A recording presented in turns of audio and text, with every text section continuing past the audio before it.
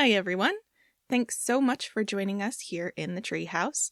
Before we start our discussion of this month's entry into the Positive Masculinity playlist, I wanted to remind you to check out the show notes for the list of sources we use in this episode, as well as a list of content warnings. If you would like to connect with us or share ideas for future episodes, you can find us on Blue Sky, Instagram, and Facebook at A Safe Place for Boys, or email us at safeplaceforboys@gmail.com.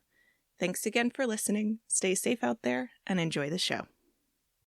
Speaking of Miramax Touch, mise en scène, one thing I was thinking about that would be really funny, it's like, we don't know anything about Nancy other than what Sean told us, but we saw that picture of Sean in service in his military with his crew and stuff. Mm-hmm. And I was like, man, it sure would be funny if there was just a picture of Nancy on the bookshelf, but if she was done up like Grace from Will and Grace from the Mothman prophecies, just tits out. Instead of you don't understand, Will. She was a real stunner. Day. Perfect tits. I miss them every day. I miss her every day. I fully restrained myself from saying that in the middle of it because I didn't want to derail us. This way you can cut it out efficiently if you need to. Hey, if you haven't seen Mothman Prophecy, go check out Grace from Will and Grace's tits.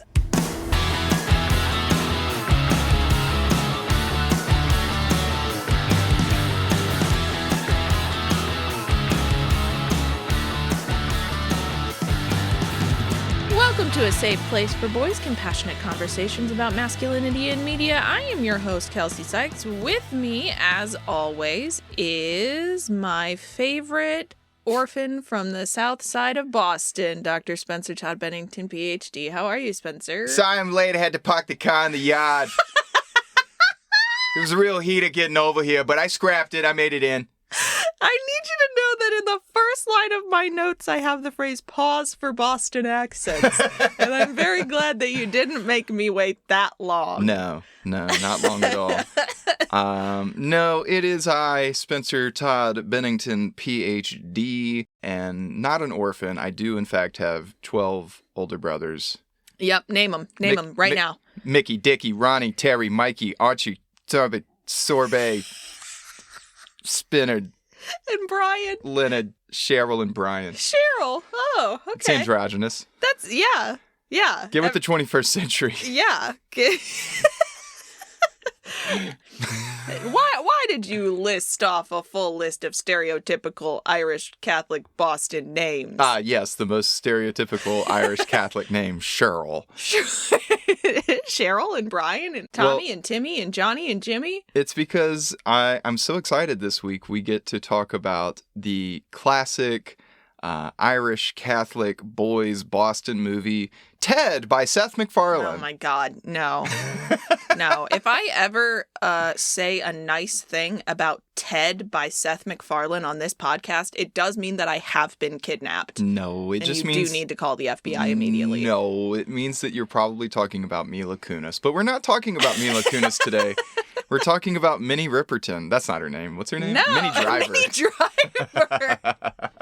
And exclusively Minnie Driver and no one else. Yes, welcome to the Minnie Driver podcast. Now, today we're talking about Good Will Hunting. Oh, finally. It took us long enough, didn't it? It did. God damn. I know everyone's been clamoring for it. They keep writing into a safe place for boys at gmail.com saying, when are you guys going to talk about Good Will Hunting? It does feel like this is a sort of, if you were to be like, what are some good movies to watch to talk about issues of masculinity? If Good Will Hunting isn't in the person's top 5, then I'm not convinced they've seen movies before. Or that they've seen boys before. Yeah, because this does feel like sort of an text a little bit. No, it's a timeless text of at least a particular type of blue-collar masculinity positioned against academic elitism. And while it's set in the sort of Boston, Southie kind of area, I think it's got a really wide appeal. Obviously it doesn't, like most things that we talk about on the show, it does not necessarily cover every experience of masculinity. How could it,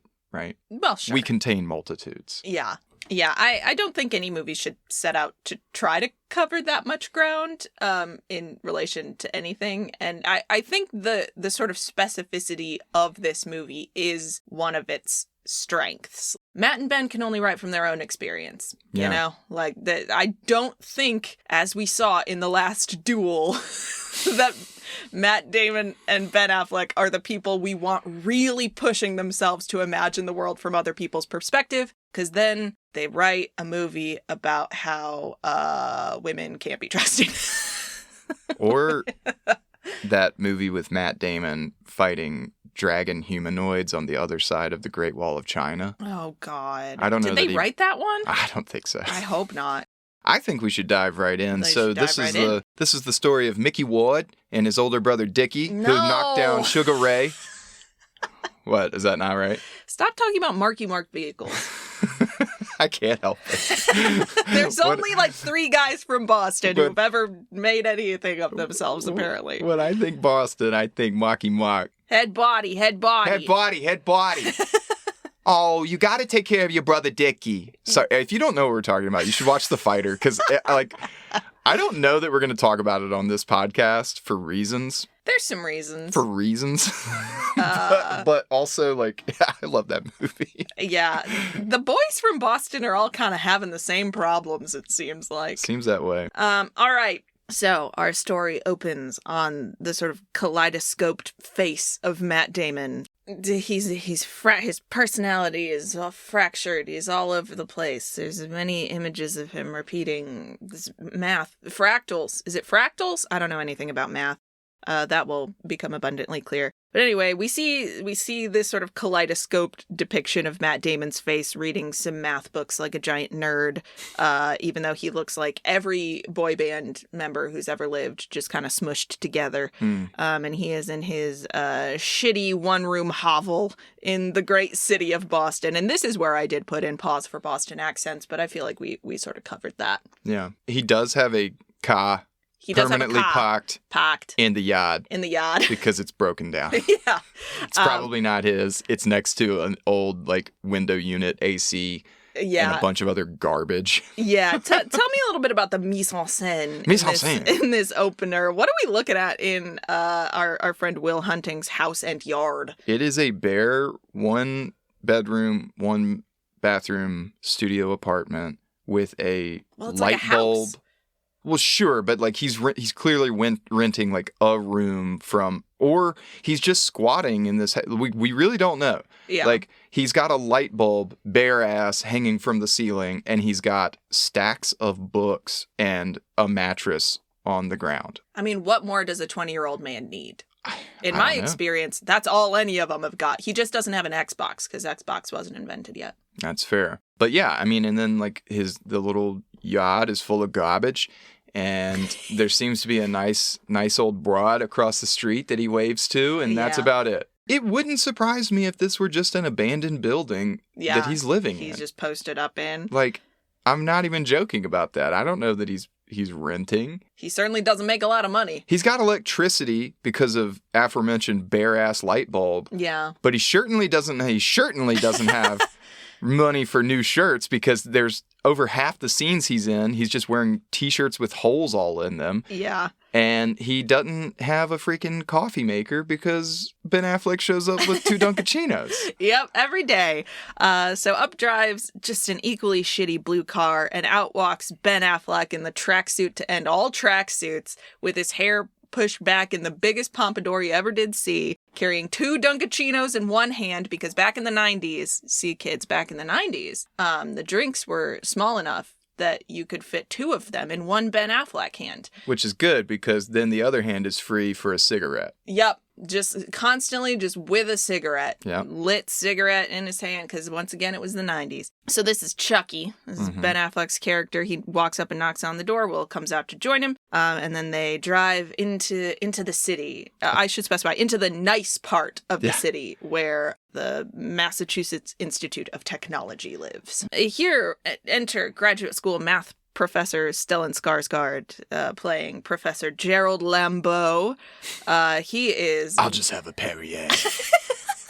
He is dressed so well. We'll talk more about this character and his many flaws later, but I will say I would unfortunately wear all of the outfits that Gerald Lambeau wears throughout the course of this film. He's styling and profiling. He's the best dressed in the film. Oh, by far. Yeah. And so he comes in and he tells his class that he has written an advanced Fourier equation on a chalkboard out in the hallway. And if any of them can solve it over the course of the semester, he says they're going to get a write-up in the school newspaper, as apparently a bunch of very prominent scholars and like Nobel Prize winners and stuff like that have done in the past. So this is like a little competition he does every year to see who's the best mathematician of them all. He seems so charming in his lecture hall. Oh, wow. So charming. He's getting them to laugh and oh wow. And if you have any questions, you can ask Tom. Yes, Tom the TA. Truly, there are some unfortunate characters in this story. None more so than Tom the TA. This poor guy. We hate to see it. Yeah. Feel really bad for Tom. Yeah. But we also feel a little bit bad for Will Hunting, who is here at MIT in his capacity as a janitor. He is out mopping the floors in the hallway, just dumping the most amount of water onto these floors, not wringing that mop out, just kind of flooding the floors. He's doing great. And he notices the board and stares at it significally. There's a lot of long shots of people's faces in this movie, and this is one of them. We can see Will looking at the chalkboard. Yep. And then we cut to the L Street Tavern, where Will is out with his good buddies, Chucky, Morgan, and Bill? Is that the third one? The third guy? I think it's Bill. And Chucky attempts to, like, catcall a woman, and she just destroys him in return. Yeah. She's missing a tooth. Yeah, and he tries to play it out. He's like, I don't even care about her. She's missing a tooth. She's got skin problems. And anyway, Morgan's probably going to end up marrying her. And there's only so many times you can sleep with your friend's future wife. So, we've learned that Chucky is real cool and smooth with the ladies. So smooth. He's doing great. Like water off a duck's back. Unfazed is Chucky. Will is a buzzkill and leaves early to do math. What are you talking about? It's like 10 p.m. Yeah, I'm tired. I'm going to turn in. But he doesn't turn in. He goes home and does equations on his mirror at home. I think the implication is he's memorized what was on the chalkboard. Yeah, and he's now trying to solve the equation. He replicates it and then solves it. Yes. Writes his proof. So the next day, Will goes back to buff the floors at MIT, and when no one is looking, he writes the solution to the Fourier equation or whatever on the chalkboard. An advanced Fourier system. And then he and Chucky go to the batting cages. Where they are bad at baseball. These boys are always just doing activities. They are not bad at baseball, okay? Chucky's crowding the plate. Okay, and Will is throwing the ball directly at his head. Because he's crowding the plate, all right? He's not crowding the plate. You crowd the plate. He's not putting his head on top of the plate. And Chucky says, Will's throw the ball at him. I'm going to rush the mound. And then he does. But he also invites Will to go fuck up some smart kids at a Harvard bar. Casey's going to be bouncing at a Harvard bar. What are we going to do at a Harvard bar? I don't know. Fuck up some smart kids. Fuck up some smart kids.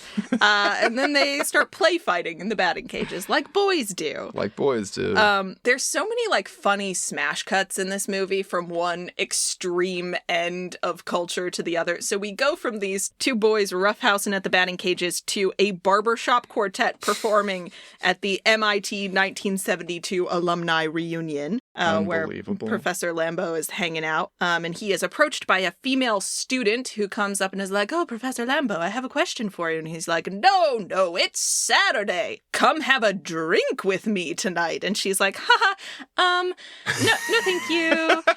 Because back in 1997, you were allowed to sexually harass your students on Saturday. Everyone knows that. But this girl is too curious about who proved the theorem on the chalkboard to respond we're all properly curious. To the sexual harassment. We just couldn't wait until Monday. We just had to know. And he's like, someone solved it? So they all go over to the chalkboard, and none of the students know who solved it. It's a mystery. If only they thought to look at the Southside Little League fields, where Will, Chucky, Morgan, and Billy are just watching some kids play baseball. None of their kids, to be clear. They don't have kids. Just the neighborhood kids are playing baseball, and they're out there to watch. They are just some community-rooted boys out there cheering on other boys. No, it's because it's Saturday, and this is like, there's not a lot that 4 broke dudes can do other than like paper bag a tall boy to a little league game. Yep, there's just not much else going on. It's a nice day. You might as well spend it outside watching some kids crush a ball. And in the crowd, they also see this guy who used to bully Will in kindergarten. Carmine Scarpaglio. Yeah, he's got a hot girl with him, and they're all like, well, that's a good-looking girl, but she's with Carmine. We're not going to mess with them. Yeah. So they decide to go get burgers. And in the car, Chucky and Morgan are fighting about putting a sandwich on layaway because these boys are all broke as hell. Double burger. Double burger. Yeah. Double burger. But they see Carmine. I know what you ordered, Morgan. How much money you got? The running theme of Chucky and Morgan fighting with each other in ways that do nothing to serve the plot is really delightful in this movie. There's no reason for Morgan to be there. Yeah, just Ben Affleck wanted to give his terrible little brother a job. Anyway, they see Carmine on the sidewalk again with some of his bros, and he's now, like, talking shit to a girl on the sidewalk. He's, like, yelling at her and shoving her and just generally being shitty to a girl on the sidewalk, and Will is like, okay, now we've got an excuse. Pull the car over. Yeah. Chucky, pull the car over. This is such a good scene because it demonstrates, first of all, if you're paying attention, it shows Will's hypervigilance, because if they're driving along, arguing about burgers, and Will says to Chucky, hey, slow down a minute. And Chucky goes, what do we got? He goes, I don't know yet. Because he's just got eyes on the situation, right? He sees an argument. A group of dudes and a girl on a sidewalk. Yeah. And, oh, man, it was so good. And literally Morgan starts protesting here, and he's like, what? If we were going to jump in, we could have done that at the field. Now we got burgers. We could have done that 15 minutes ago. We got snacks now. Yeah. We can't fight now. We got snacks. And Chucky is like, if we go, you go. I'm not going. If we go, you go. Morgan goes, I'm not getting out of the car. You get out of the car, or when I'm done with them, I'm coming for you. Yeah. So there's some solidarity here. Will is the first to kind of jump out of the car after he sees Carmine be mean to this woman. And what does he say as he approaches? Hey, Carmine, remember me? It's Willie from kindergarten. And then he punches him directly in the face. It is nice to kind of see the Letterkenny rules at play here. What is the fundamental rule of life in Letterkenny? Don't shout at girls. Don't shout at girls. Carmine was shouting at girls. And this fight, it starts out kind of lighthearted, and then it kind of takes a turn. Because Will is really wailing on this guy. He has this weird Joker grin on his face as he's doing it. Yeah. And is totally oblivious to the whoop whoop. You know, the cops are coming and like the other guys are starting to go. And yeah, Will gets a little too into the fight and does not notice the cops pulling up, and they, pull him off of Carmine, and he like kicks them in the stomach or punches them or something. He's very mildly resisting arrest, in my opinion. They're trying to scuffling with the cops a little bit. Yeah, the cops are pulling him, trying to cuff him. He's jerking around, and I think knees one of them in the gut or something, and they throw him down to the ground and cuff him. This is a clear scene, too, where it's like, if you're paying attention, you already notice that Will has self-destructive behavior. And just generally destructive behavior. He's hurting other people and sort of knowingly making things worse for himself once his misbehavior has been noticed. So, over on the other side of Boston, Professor Lambeau's class is now the most popular on campus because everyone wants to know this mystery of the proof. There's just nothing going on at MIT. I was going to say, maybe this is real at MIT, but... Come on, man. Yeah, his classroom is just full of people, but still no one has come forward to say that they solved the proof.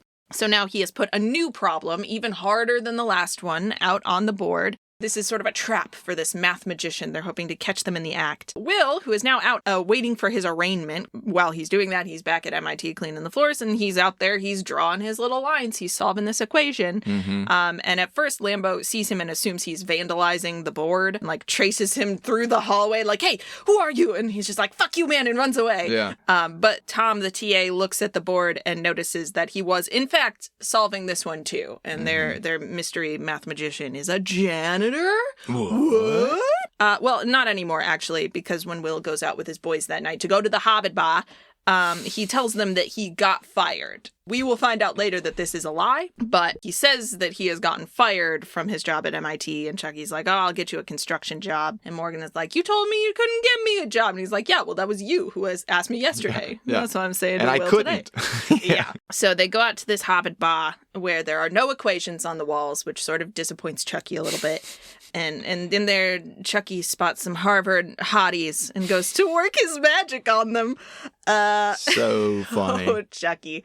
I mean, he is charming. He is. It's unclear how much it is working on these two women, because he just comes up and he's like, oh, hey, do you come here often? I think I had a history class with you. Yeah. Which prompts a blonde guy, who I don't think even has a name, comes. First year grad student. So this blonde guy comes up and starts giving Chucky a hard time and being like, oh, you had a history class with her? Must have been a survey course. Which I guess is a sick burn if you're at Harvard. And the gist of the conversation is that he suspects that Chucky does not actually go to Harvard and that he is stupid, and he wants to like make Chucky look and feel stupid in front of these girls as a power play, which the girls are like, stop, we weren't talking to you. Like, he's not, it's fine, because Chucky is fun and the blonde guy sucks. And they're like, I know this guy is doing a line on me. Like, it's fine. I'm a girl at a bar. People come up and say stupid shit to me, but at least he's kind of funny. Yeah, we're having fun. He's funny. Meanwhile, your challenge to him is a hyper-specific question about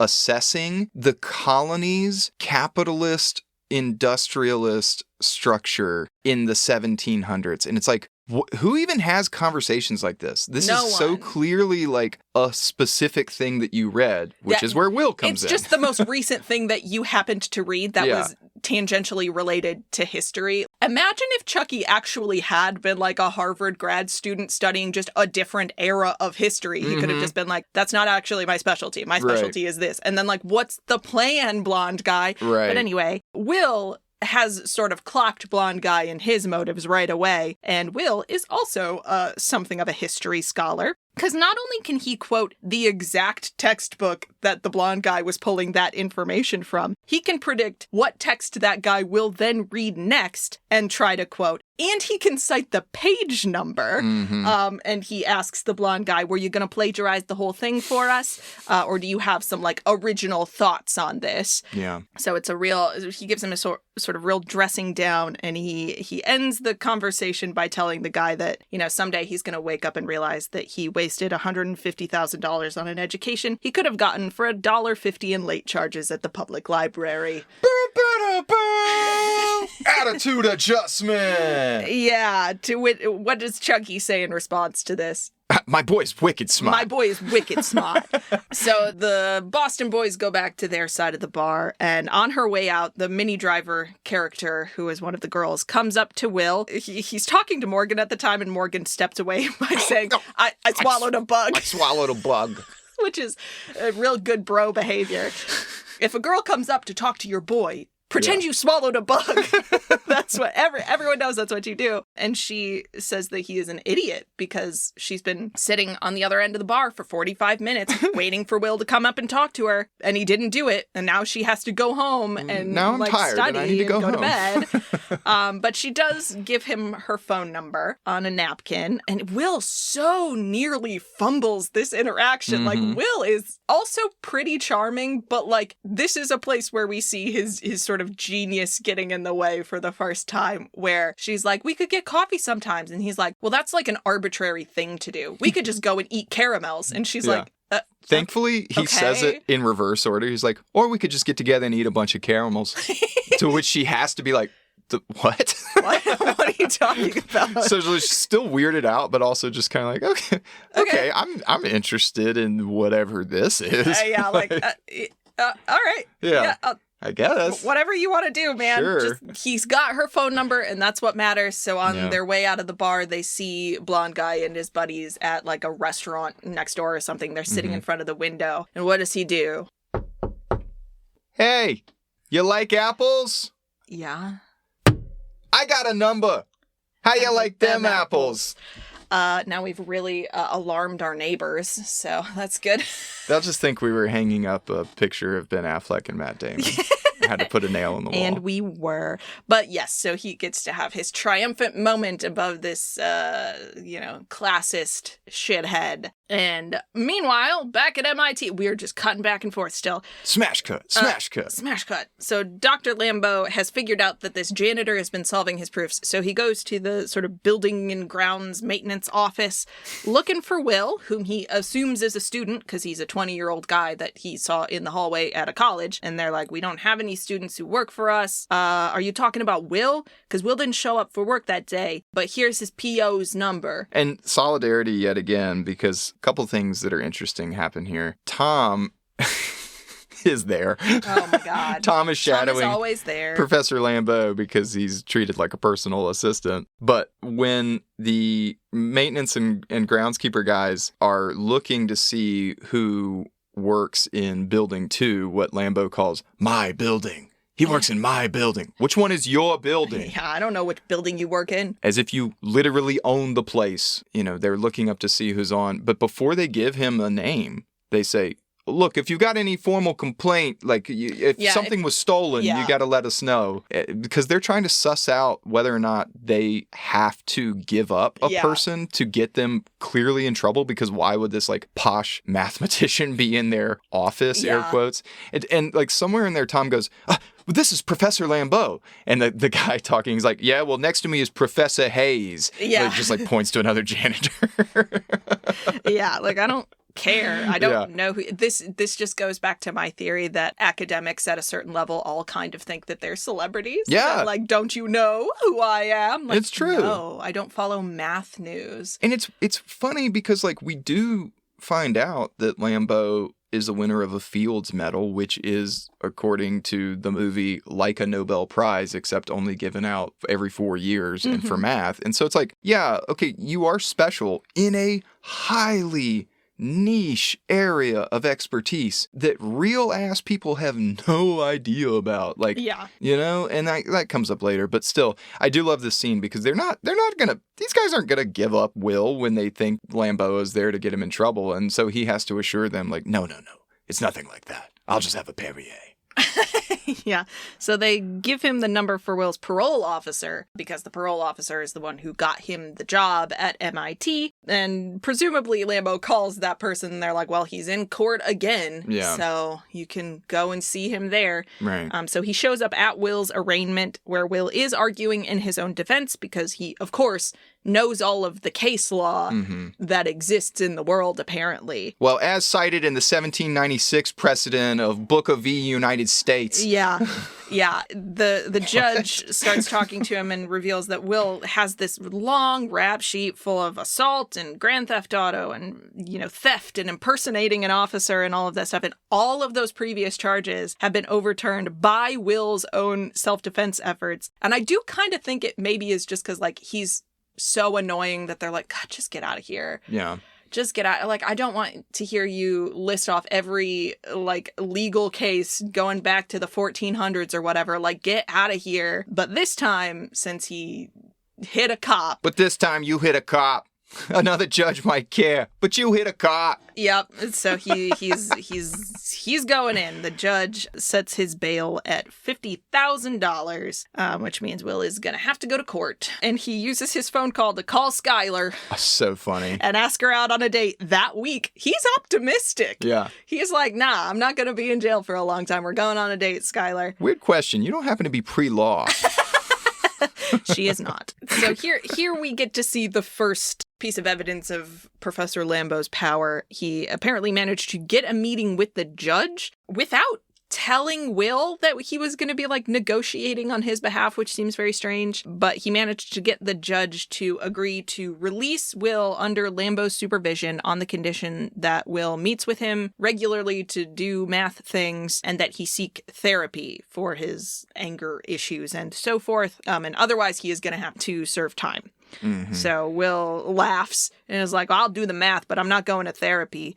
Until Lambo's like, it's therapy or jail, dude. Right. So Will and Lambo do beautiful math together while Tom, the TA, looks on. God, Lambo, throughout the story, is being inappropriate to female students. Mm-hmm. Like, obviously, he's like, come get a drink with me tonight. Just being very strange. But he's also, like, in these scenes with Will, like, petting his head and, like, putting his arm around him in weird way. Like, it's just very strange. Will is at a chalkboard solving an equation, and then Lambo jumps in and they start like crossing out and reducing things together. It ends with this like 1990s high to low five, big round high five. They sit down together. Lambo puts his arm around him and then tussles his hair. It's so strange. It is awful. Meanwhile, Tom is there. Yeah, Tom is just grading Lambo's papers, probably. Yeah, doing all of his work for him. Like, God. Yeah, it sucks. I have lots to say about Tom when we do our We'll get there. Discussion. We will get to Tom. Being a TA, I hate Lambo so much, but for now, I'll just have a Perrier. So now we begin the therapy sequence. So we see Will in an office with an old man. He has read this man's book and is talking about the book. And this therapist is like trying to route the conversation back around to Will and encourages him to give up on his, I quote, shenanigans, tomfoolery, and ballyhoo. No more shenanigans, Will. Yeah, no more tomfoolery. No more ballyhoo. Yeah, that goes over about as well as you'd think. Will, we see in this sequence, kind of treats therapy like a game in which the goal is to fuck with the therapists to the point that they just give up on him and storm out of the office. So he like reads all of their books ahead of time to find ammunition to use against them. And he is a very perceptive person. So he picks up on all the like little things that they're doing that he can then like turn against them. So this first guy, he's being like, do you find it hard to cover up the fact that you're a homosexual? And the guy is like, what? Yeah. Like, that's not an appropriate thing to say. The next guy is doing hypnotism on him, which is just a buck wild thing to do in a first session with a person. But anyway. Also with Lambo and Tom in the room. Yeah, also unethical. But Will just starts like making up some sort of like recovered memories and then starts singing. It's the therapy equivalent of malicious compliance. And Lambo is either sitting in on the sessions or out in the hallway saying gross things to female students about how like erotic math is or whatever. Such a weirdo. Just so gross. But both of these therapists have a similar reaction. The one that is accused of being a closeted homosexual comes out and tells Lambo, Gerald, I have to be on national television next week. I just don't have time for more pro bono work. I mean, this man is a real loony. Yeah. Like, all the therapists being like, why have you brought me this person with mental problems? Yeah. Like, they all react very strangely. He is scaring all these people away. Will does not react well to smooth-talking elitists who want him to be vulnerable, so all of these therapists are very easy prey for him. But fortunately, Lambo has one last card up his sleeve, and it is his old roommate, Sean, whatever his last name is. McGuire. So we cut to Bunker Hill Community College, where we see Robin Williams teaching a psychology class to the most detached, unengaged group of students we've ever seen. And his opening line is trust. Very important in a relationship. Because in a therapy scenario, patients who don't trust you won't be honest with you. And if they're not going to be honest with you, there's kind of no point in them even being in therapy at all. So Lambo just walks right into his class, interrupts everything. What a turd. Yeah, just really disrespectful. The class was like 2 minutes away from being done anyway. You couldn't just wait. Anyway, also, who doesn't just like call ahead of time, make an appointment, whatever. Doesn't matter. But he won a Fields Medal. And I'll just have a Perrier. Oh, my God. So he invites Sean out to dinner and is like, I've got something interesting for you. And so they're chatting about how long it's been since they've seen each other. They were roommates in college. And Sean is like, well, I haven't seen you since before Nancy died. Nancy, to be clear, is Sean's wife. And Lambeau's like, oh, gosh, I would have been there, but I was in that damn conference in Paris. And Sean is like, yeah, no, it's fine. I got your card. Got your card, though. It was real nice. But Lambeau tells him about Will, who is this unparalleled genius, but, he's a little bit defensive and he needs somebody who can get through to him. And I think you, Sean, might be able to do it because you've come from a similar background. They're both from Southie. Sean agrees to meet with Will, and Will shows up, and he starts his old routine. So another sort of moment of mise en scène is Sean's office, which is just full. It's got books and papers and stuff on every surface, and he's got photos up all over the place. It's just like, it's very cluttered. So Will starts looking around this room. What can I pick at? Mm-hmm. And first he lands on the books. He's like, if you read all these books, these aren't even the right books. These are the wrong books. And Sean is like, whatever. What are the right books, Will? Yeah, not particularly phased. And then Sean tries to kind of bring the conversation around to exercise and is like, I lift weights, you lift weights. Mm-hmm. And Will kind of starts to engage with that for a second and then realizes that he's engaging with it genuinely and is like, oh no, I gotta pivot. Oh no, that scene's hilarious because Will's like, oh, you lift? What, like Nautilus? No, free weights. Oh, free weights? Yeah, free weights. Yeah, what do you bench? 225? What do you bench? Pause. Did you paint that? Yeah. Is that painting over there? Which is hilarious because it's like, not only is he realizing like, oh, I'm engaging, we're connecting, but he's like, oh shit, he benches more than me. He's really strong, actually.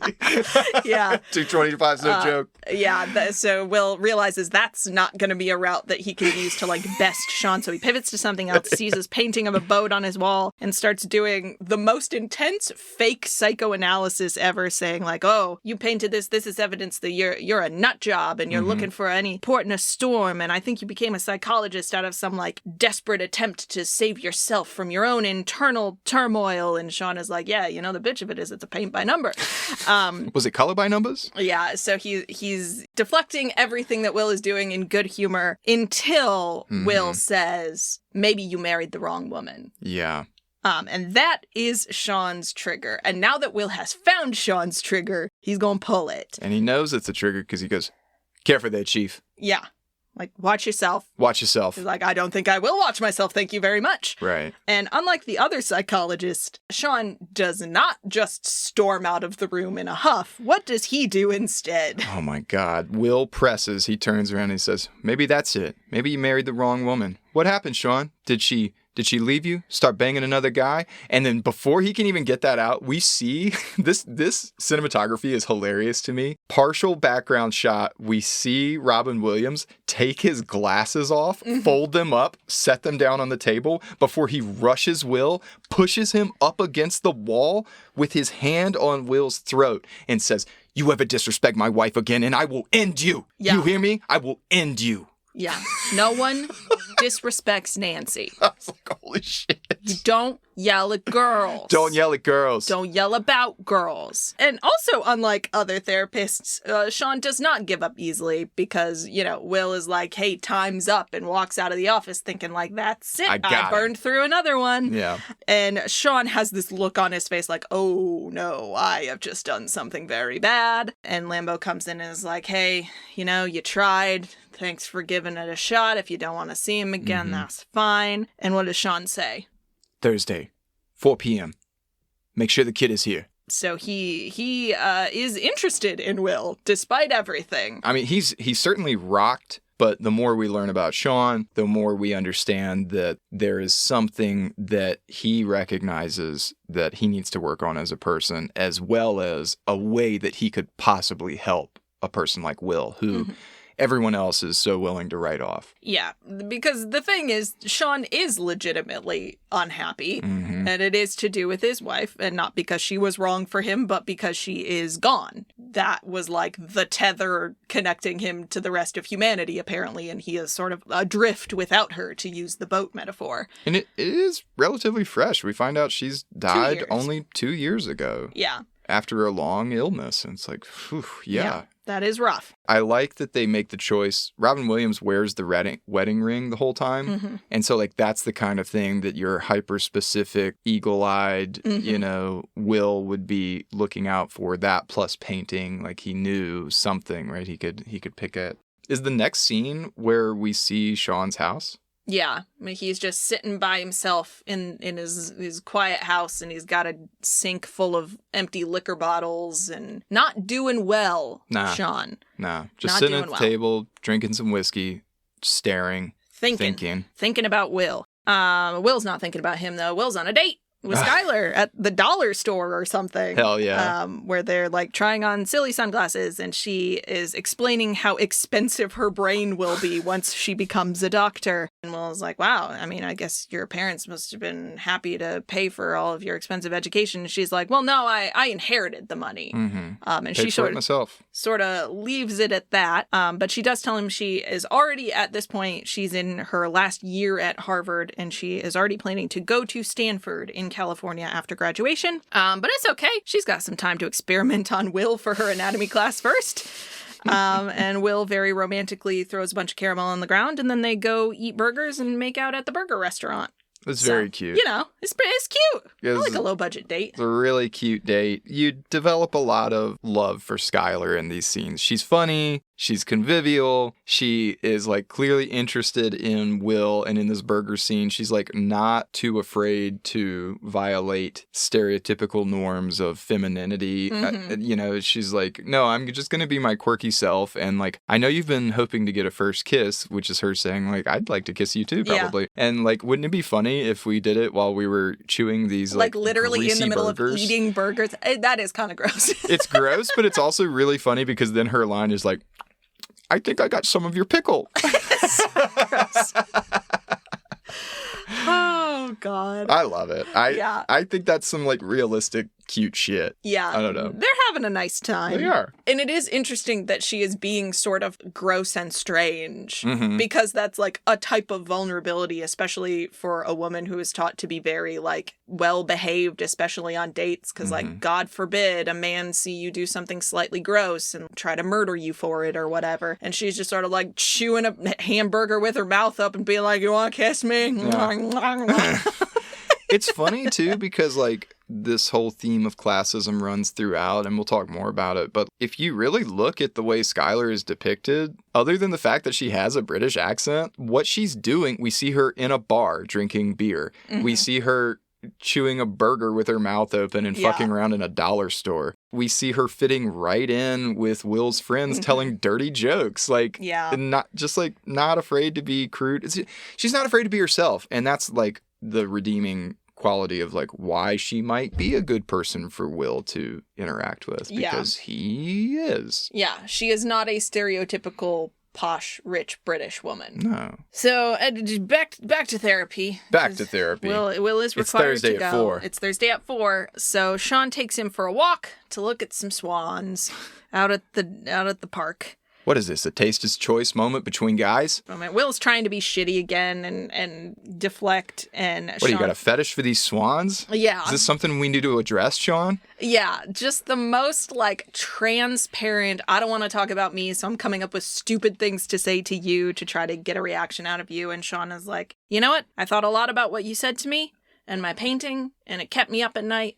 And then I realized something. You're a kid. You're just a kid. You don't know anything.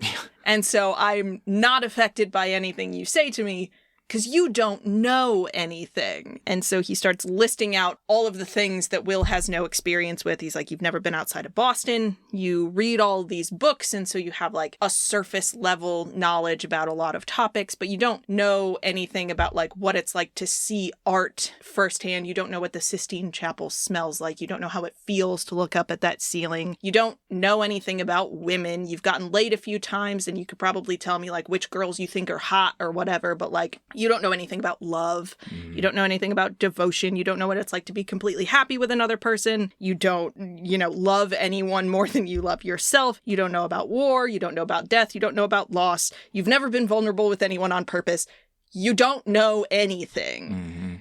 And your extreme intelligence allows you to look at other people and try to pick at things that they might be insecure about. And you can make assumptions about people based on surface knowledge you've gotten from books you've read, but you're not actually any different. You're not special. There's nothing about you that I couldn't learn from a book the same way that you think you've learned about me from a book. If I read Oliver Twist, yeah. Should I presume to know about the pain you felt in your life? Does that encapsulate you? And what Sean comes around to saying is basically like, you deflect so much because you are afraid of what you will say if you tell the truth. Mm-hmm. And I would like for you to tell me the truth. I am interested in you. I'd like to learn about you and I'd like to help you. But if you don't want to do that, then I can't help you. And no one can help you and you won't ever change and you won't ever get better. And that fear that you feel is never going to go away. Yeah. So like, think on that. And if you decide you want to put the work in, you can come see me. Yeah. And you do see Will kind of thinking about it. Yep. Like, he doesn't talk shit for the rest of that scene. He just sits there silently. And he's kind of still thinking about it in the next couple of scenes. You know, he goes to his demolition job with Chucky. He calls Skylar from a payphone in the rain and then doesn't talk to her and just hangs up. And here we get another hint of, God, it sucked to be a woman at college in the 90s, because she hears a silent phone call and she's like, Dr. So-and-so? Is that you again? Professor Valenti, is this you again? Just like, what is going on with these professors? Stop being weird. And he goes to another session with Sean, and this time he just sits silently, just waits out the time. He has now moved on from like trying to scare Sean away to just prove that he doesn't have to talk if he doesn't want to, and then Sean can't make him do anything he doesn't want to do. And Sean is like, okay.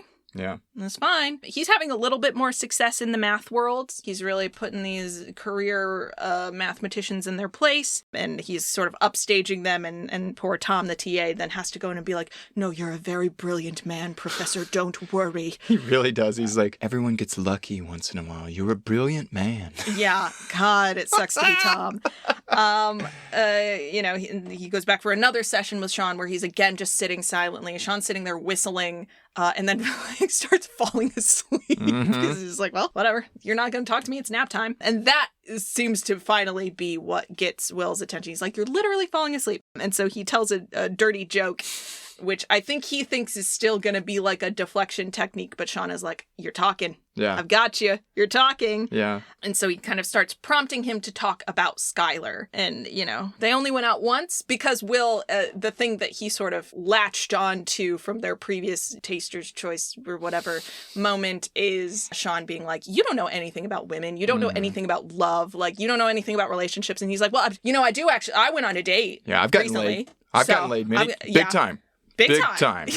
Big time. Yeah, there's nothing more 20-year-old boy than being like, I got laid big time, actually. Big time. How about you think about that, old man? Yeah. And he's like, you don't even worry. I know what I'm doing. I know what I'm doing with women. I did go on a date with this girl. I haven't called her since. Well, I did call her, but then he doesn't tell Sean that he calls her and then doesn't say anything to her. But he's like, yeah, don't even worry about it. I know. And Sean's like, okay, why don't you go out with her again? Yeah. And he's like, well, she's perfect in my head right now. And the more I get to know her, the more I'm going to like find things about her that I don't like. And it's going to ruin this image of her that I have in my head. Yeah. And Sean's like, nah, bud. Let me save you the trouble. She's not perfect, champ. Neither are you. Well, yeah. And Sean accurately is like, oh, well, I think maybe your real problem is you think you're perfect right now. And maybe you're not perfect. Maybe she's actually dragging you down. And maybe that's what you're worried about. Of course, hitting on the fact that Will's real insecurity is that she will find something about him that she doesn't like, and she will leave him and she will reject him.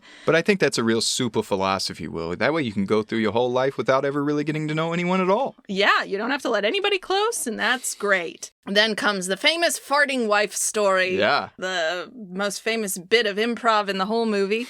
The basic gist of which is the whole point of being in a relationship is to get to the point of total vulnerability where you can fart in front of someone and they won't leave you, even if you fart loud enough to wake up the dog. And that... and that intimacy is knowing about those little idiosyncrasies from your partner, that they're willing to show you that other people have no idea about. That those are the real treasures in a long-term companionate relationship. Yeah, and you never get to that good part of a relationship if you're not willing to be vulnerable yourself. Yeah, because, oh boy, she had the goods on me too. Yep, and, Will's never going to get there with Skylar or anyone else if he is too afraid to let her in. Where, Will kind of turns this around on him and is like, okay, are you going to get remarried then? And Sean's like, no. My wife is dead. My wife is dead. I only am going to have one wife. And Will is like, I mean, that's kind of hypocritical. So kind of turnabout fair play there. But Sean accurately acknowledges, like, at least I played a hand. Yeah, at least I tried. I had a whole relationship. It has ended now, but at least I tried. And this does get Will to go and talk to Skylar again. He goes in the creepiest way possible to her dorm, where some stupid girls just let him into the building. You see a ragtag boy smoking outside of the door. He says, "Hey, hold that open." And you hold the door open? Ladies. No, PSA. Ladies. Don't hold the door open. That's why there are swipe cards on every freaking door. Yeah, come on. Stranger danger. Be like, sorry, do you live here? No, this is an all-girls dorm? Bye. Yeah. Who are you here to see? Bad solidarity from these girls. But he comes up to her room and he's like, hey, I'm sorry, I haven't been around. I'd like another chance. And she's like, well, sure, we can go out again, but not today because I have homework I gotta do. So Will just goes in by himself at a cafe based on this one sentence that she said to him, does her full homework for her, brings it up and is like, I can't wait until tomorrow. Here's your homework. Let's go. Yeah. And she's like, I gotta learn it. Just kidding. They go to the dog park. Yeah. Hell which is not a good date. I don't want to go to the dog park. Not a dog park. No, not dog races. Sorry. Dog park is fun. Dog park, great. Dog race track? is not great. Different.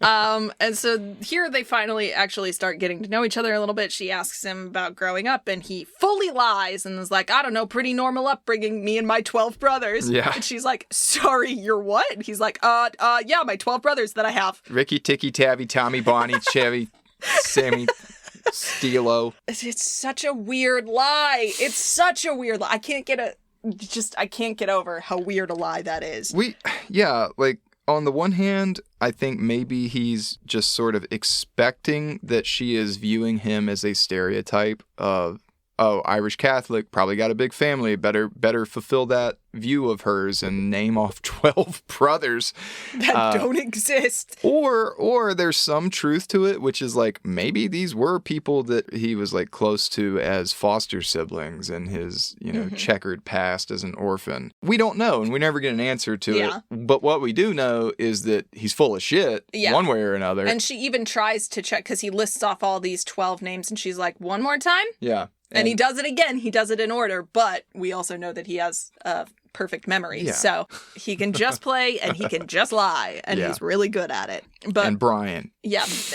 Back to Sean. So Will has now read Sean's book and found out that he used to counsel veterans, but he stopped when his wife got sick. And Will asks Sean if he ever thinks about how his life would have been different if he'd never met his wife. And Sean, of course, says he doesn't regret a single day that he spent with her. And here he tells, this is another very good scene, he met her on the day of Game 6 of the World Series, one of the World Series is. He and his friends waited up all night for tickets, and before the game, they're in a bar, and he sees this girl walk in, and he puts his ticket down on the table and says, sorry, guys, I gotta go see about a girl. And he misses the game, and it turns out to be like a very famous game. Well, I didn't know Pudge Wilson was gonna hit a home run. Yeah, that's the thing. As well as like, I mean, that's great, but would have been pretty good to be at that game, right? And he's like, well, I didn't know. Yeah. I didn't know it was gonna be that good a game.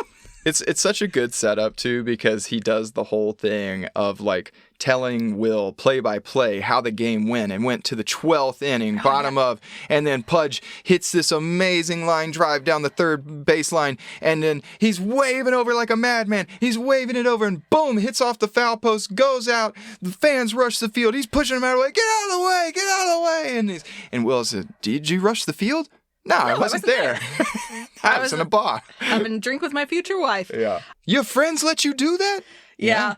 Sorry, had to see about a girl. Yeah. So, you don't understand, Will. She was a real stunner. Good-looking woman, that Nancy. Another good-looking woman, Skylar. Skylar and Will are talking about basketball while having sex. This scene is so funny because she's saying the I could most dunk. insane things. I really could. Like, I could play professional. I'm going it's to play in the implied that NBA. they're like actively having sex, and Skylar is like, I'm pretty tall. Yeah. I'm pretty tall. I think I could play. Yeah. I can dunk. I've got I game. she gets her magic eight ball. Is like, will I ever be in the NBA? Outlook is good. Yeah. I don't know. Well, and he's like, could we focus on having sex, please? No. No, actually, I don't think we should have sex anymore until I meet your 12 brothers and your friends. You know, why do we always stay here? Yeah, she's like, why are we always at my place? Why can't I ever see your place? Why have I never met your friends, your brother? And so she threatens to withhold sex until she gets to meet his friends and his 12 alleged brothers. And he just picks up her phone and calls Chucky immediately. It's 4:30 in the morning. Chucky's probably up. He wakes Chucky up. Chucky answers the phone and he's like, never mind, and hangs up. No, it's all good. Go back to bed, Chuck. I would be very mad. So stupid. But she does get to meet them. She gets to meet the boys. These boys are a hoot. Mm-hmm. They're a hoot and a half. They're out there telling the stories about old Uncle Marty stealing. Let me tell you about my Uncle Marty. Just Morgan keeps interrupting. This scene is so long. Yeah. Morgan will not stop interrupting. Did he get shot? Morgan, you've heard this story before. And you know, Skylar pays them back by telling her own dirty joke because she's one of the boys. You know, they're all friends. And it's nice until they're outside and Chucky starts talking shit about Will's shitty house, and he's like, stop it. And then Chucky hears Skylar say something about, well, I want to meet all your brothers, and Chucky's like, you don't have any brothers, Will. What are you doing? And he doesn't let on, though. He doesn't let on. There's betray. just a look. In fact, Chucky gives him the keys to the car so that he can, it's like, you can take drive home. Skylar home, you know? And at a bar, Sean steals Will's joke from earlier and tells it to the bartender before. She goes running down the aisle, and the guy says, hey, sweetheart, don't forget the coffee. So Such a bad joke. And then, you know, he meets Lambo for a Perrier because Lambo... I'll just have a Perrier. Club soda.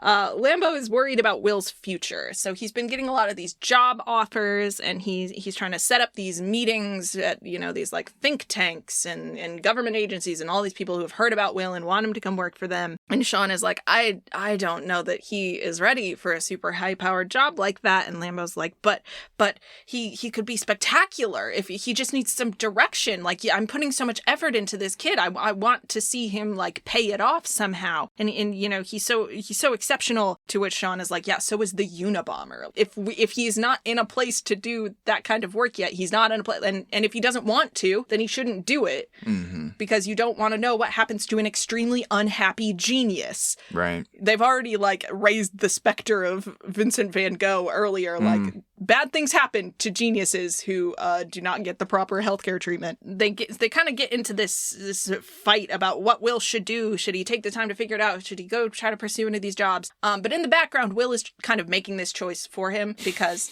instead of going to meet with these executives from whatever company themselves, he sends his negotiator. My chief negotiator. His chief negotiator. Who's his chief negotiator? Oh, it's Chucky, and he is dressed to the nines in an extremely nice suit. Where did Chucky get this suit? It does not look like a suit to me. It looks like 3 different pieces of a three-piece suit. Like, he's got like spats on his feet. It's crazy. I thought he was wearing Chucks. Like, he's so outrageously overdressed. It's really for a business funny. Meeting. And he's just talking such nonsense and ultimately shakes these bros from the McNeely firm down for like $73. I'm gonna need a retainer. I'm gonna need a cash advance. Just steals money from these guys. Mr. Hunting, we're offering you a position already for $84,000. Like, yeah, but I'm gonna need a cash advance. I'm gonna need a retainer. Oh my god, it's such a good grift. It's so funny. For no reason. Well, the reason is so that Will can go on a date. Yeah, on a date with Skylar, where she is once again doing homework because she's pre-med, and Will's like, ugh, stop doing homework. Homework is boring. And she's like, you understand that, like, I can't just look at this and fully have it memorized and understand it, right? And she, you know, she has noticed that he has a photographic memory and he does study for fun. And she's like, you know, most people have to work really hard at this, right? Like, I don't understand how your brain works. And he's like, basically, I am able to memorize memorize academic information the way that Beethoven could look at a piano and just play it. He could just play. He could just play. It's not a thing that Will, like, even understands about himself. He's like, I can just look at a math problem and do it. Mm-hmm. It's not hard for me. It's like breathing. Yeah. And she is like, it's so sad that I just met you now. Mm-hmm. Like, she has this sense that her time with him is running out, and that makes her very sad. And in the next scene, she is resolved that, you know what? Actually, I don't want this to be over when I leave. So she says, come to California with me. And he immediately spirals. Yeah. Because he's like, why are you so sure that that's a good idea? That's such an intense thing to ask of me. We haven't known each other for very long. What if I go to California with you and next week you find out something that you don't like about me, and then you fully don't like me anymore, and then I'm stuck in California with a person who doesn't like me, and then you're going to dump me, and I'm going to be alone in California, and I'm not going to have anything to do. And she's like, whoa, my guy, no. Why are you worried about that? I like you. I wouldn't have asked you to come with me if I didn't like you. You don't need to freak out about this. And he's like, well, no, I can't go. I can't go. I live here. Yeah. I live here. I can't go there. I live here. I have a job here. I live here. Yeah. It's like, yeah. Yeah. No, I know, but you can, like, live a different place. Live somewhere else. It's possible. This is where she's like, yeah, but I love you. Yeah, you know? and she correctly realizes something that she perhaps shouldn't point out to him point blank in this moment when he's, like, getting upset. She's like, your world is very small and safe, and you have never left this place because you are scared to. Mm-hmm. And maybe it would be risky, but it might be worthwhile to leave your safe place. And he's like, no. You're going to go off. You're going to marry some rich guy, and you're going to sit around with all the other trust fund babies, and you're going to talk about how you once slummed it with a poor guy one time, and you're just going to leave me, and you're going to forget about me. And she's like, I have money because my father is dead. Yeah. That is the only reason I have money. And I wish my father were not dead. And importantly, she says, much like Chucky says later, but that's my shit and I deal with it. Yeah, I'm not trying to put any of my shit on you. Yeah. You're trying to put your shit on me, because what you're actually afraid of is that I don't love you as much as I say I do, and that I am just going to leave you, even though I am sitting here right now saying that I do not intend to do that. And then he spirals some more and worse.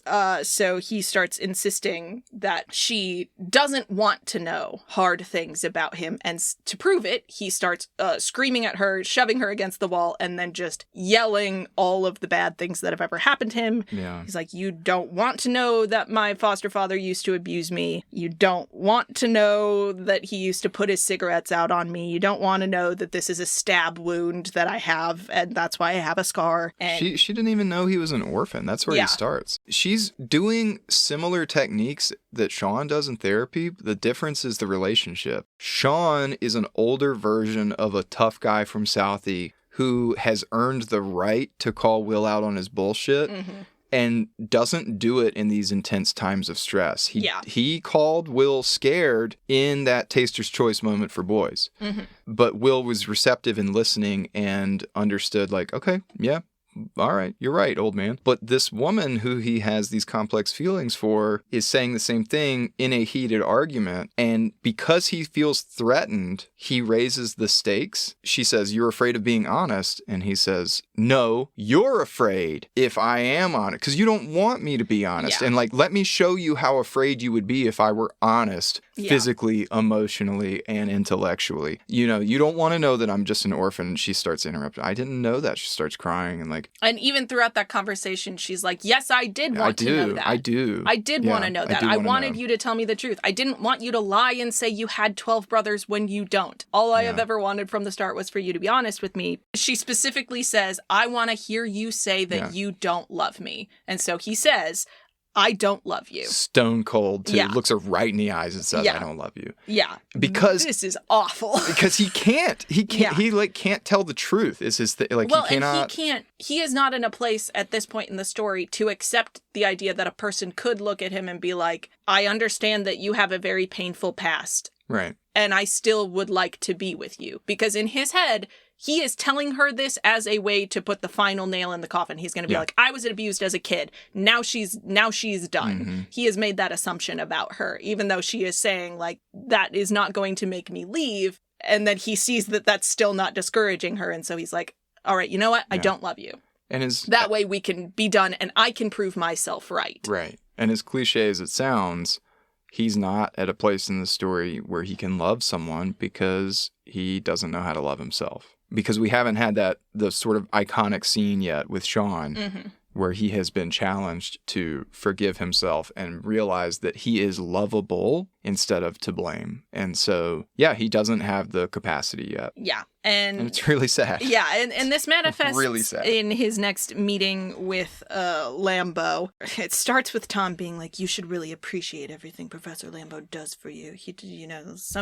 Some really smart people never get the kind of treatment that you're getting right now, and you don't seem to appreciate it, which is true. Yeah. I mean, Will is kind of being treated like a lab rat, but also being granted opportunities that other people would really like, and those are sort of the two forces that he is rolling his eyes at equally. It's interesting too. It kind of mirrors what Chucky says later because but from a totally different position of like Tom represents the same sort of demographic that Skylar does. These like very smart, albeit privileged people that have worked really, really hard to get as far as they're going, but may not ever get anywhere near a Fields Medal, let alone like be the personal buddy of a great mathematician or scholar or whatever. And Tom basically says, he takes it further and says, like, other people are made to feel stupid when they're not. And he's clearly talking about himself. And then Lambeau enters the room and says, Will, hello. Tom, will you get us some coffee? Go get us some coffee. So shitty. I hate him. Fully proving Tom's point. God, I hate him. And they kind of get into, a bit of a scuffle over these job interviews that Lambeau is like, when you don't show up to these things that I organize for you, it reflects poorly on me. And Will is basically like, I don't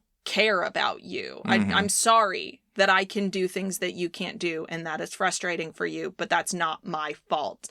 And he sets this like proof that he did on fire in front of Lambeau, who like goes and like frantically puts the fire out. And he ends the scene by telling Will most days he wishes he'd never met him, because he can't live with the knowledge that there is someone like Will out there with his level of intelligence who is wasting it. And again, Lambeau's definition of wasting it.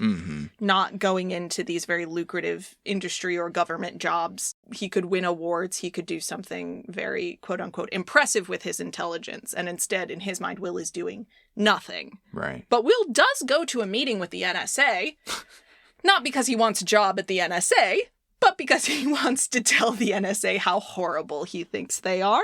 He recognizes that a lot of the work that he would be asked to do, given his skills, would have some real horrible ethical implications.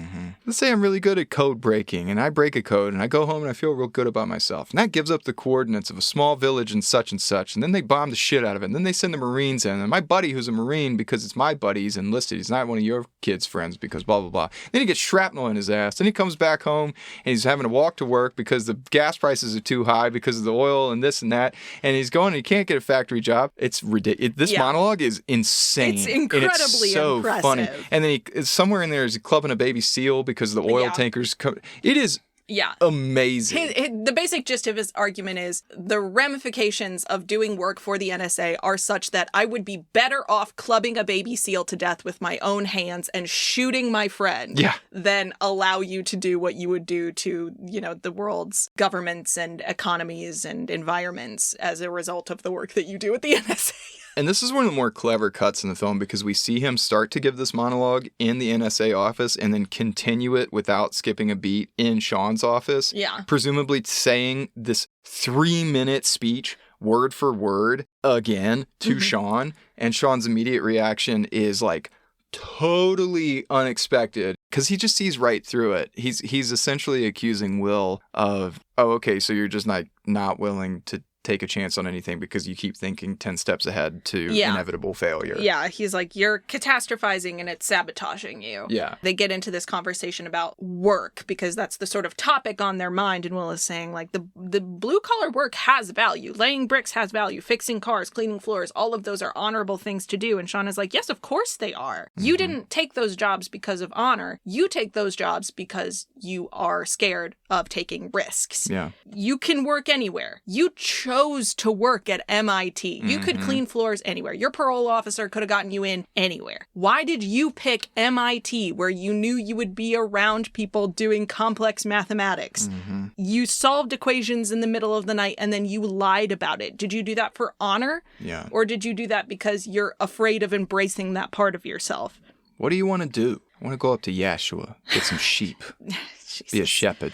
Yeah, and Will's problem is that he doesn't know what he wants. That's the point of this scene. That truly is his problem. He is scared to play a hand of any kind in any arena. He is afraid to get a job. He is afraid to be in a relationship. He is afraid to move away from his hometown. He's afraid to do anything. You and all your bullshit. I ask you a very simple question, and you can't give me a straight answer, because you don't know. Because he doesn't know. And he... See you later, Bo Peep. Yeah, he kind of...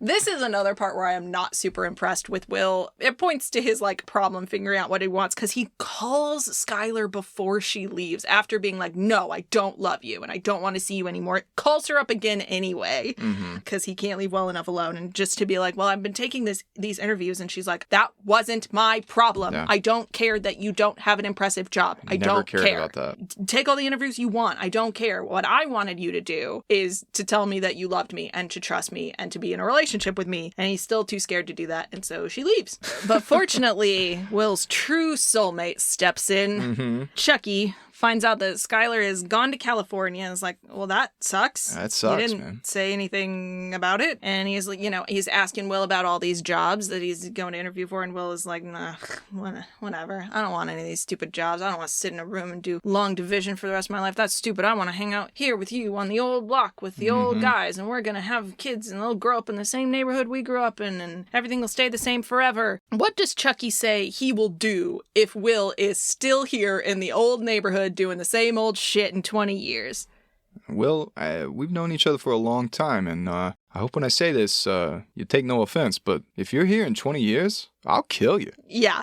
Chucky presents the issue to him in a different way, because all of these people like Lambo and everybody have been saying you owe it to yourself to use your great intelligence to do something impressive, and Chucky says to hell with that. You owe it to me. You owe it to me. You owe it to me. You have a skill that none of the rest of us have, and you could use that to do something with your life that made you happy in a way that I know sitting here and doing construction work doesn't do. And you're gonna make the rest of us sit around and watch you rot. Yeah. And screw you, because I put a lot of work into keeping you alive and making you happy, Will. So how about you pay me back? Yeah, it's pretty awesome. Yeah, what's the best part of Chucky's day? Oh, man. I'm going to make you say it. The best part of my day is when I honk my horn, I get out of my car, carrying 2 Dunkachinos in one hand, smoking a cigarette in the other, and it's that 10 seconds between the walk from my car to your front door. And I think that maybe today will be the day that when I knock, you won't be there. He wants Will to move on. We'll talk more about this later. Not necessarily to go get an impressive NSA job or whatever, but you can't just live in a shithole thinking about how sad you are for the rest of your life. Will, you have got to do something. And importantly, Chucky is not doing that. Chucky is not living in a shithole thinking about how sad he is. He's doing the best with what he's got, as are presumably most of the other guys working there. Not Morgan, but that's okay. No. Billy's doing his best. Morgan, not so much. But you know what I mean? They're not sitting there being sad sacks, wasting something. They're playing the hand they were dealt, doing what they can. Good days, bad days, Chucky is at least fulfilled. That's what he's got. And that's kind of his point, is a million other guys out here would kill to have what you've got. You're sitting on a winning lottery ticket. Yeah. And you're not going to cash it in. You're not even going to see what it's worth. You're not going to go after this girl. You're not going to try to get a job. You're not going to try to get out of your extremely bad house. Yeah. Just, you gotta try something, Will. And the pressure of this has started to get to Lambo as well. He's kind of starting to unravel. He goes to confront Sean, basically being like, why are you telling Will it's okay for him to just sit around with a term that is so offensive, I'm not even going to hint at it to describe Will's friends, but basically being like, these good-for-nothing friends of his. Why are you letting him just sit around and waste his life this way? And Sean is like, you want to know why he hangs out with those guys? Because the first people he ever met in his life, the ones who were supposed to take care of him, all either left him or hurt him, and those guys take care of him. He is a person who needs care, and they give it to him in a way that, for the record, Gerald, you don't. You're stuck in the same trap you're trying to drag him into. You are trapped by your own level of achievement. You were told that you had a gift that was very impressive. You achieved what you were told to achieve, and look at you, you're still not happy. I'm trying to help him avoid that trap. Lambeau responds basically being like, well, I think maybe you're just jealous that I achieved so much and you didn't. You're jealous of my medal, Sean. You're jealous of my medal. I can go home and get it for you if you want. Yeah. I don't care about your Fields medal, you arrogant prick. Yeah, neither of them care about this stupid Fields medal. They both know it's not a thing that would make them happy. And Sean, who is, of course, unhappy with his life, but not because of his, like, professional choices, is, you know, looking at him and being like, I am trying to make him whole. He will not be able to succeed in the ways you want him to succeed anyway until he gets some kind of fulfillment. As I can verify by looking at you, a person who is not happy despite having achieved something great. I love that line, though, where Sean is like, and any one of those gorillas, as you would call them, would come in here and take a baseball bat to your head if he asked them to. That's called loyalty! Yeah. It's like, dang. Yeah, that's, and it's loyalty built on something real. Yeah. So they're having this fight, and Will overhears them fighting, and, you know, Lambeau sort of storms out, and Sean assures Will that his two dads weren't fighting because of him.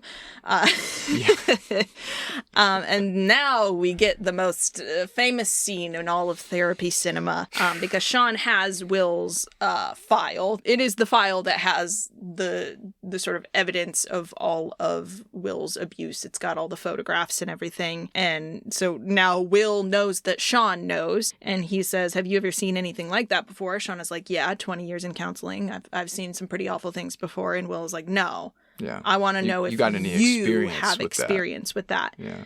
And again, Sean says yes. He says that his father was a violent alcoholic, and he would come home drunk looking for somebody to beat on. And Sean would deliberately provoke him so that his father would go after him and not his little brother. And Will shares that his foster father would, like, lay out an array of weapons, essentially, on a table. And he'd put the belt, the rope, and the wrench. Yeah, and be like, which one do you want? And Sean is like, well, I'd pick the belt there. And Gotta Will's say, like, I'd go for the belt, sport. Yeah, he's like, no, I picked the wrench. The wrench? Why the wrench?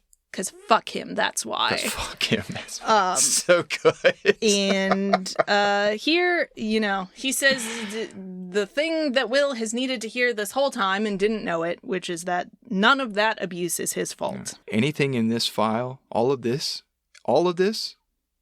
it's not your fault.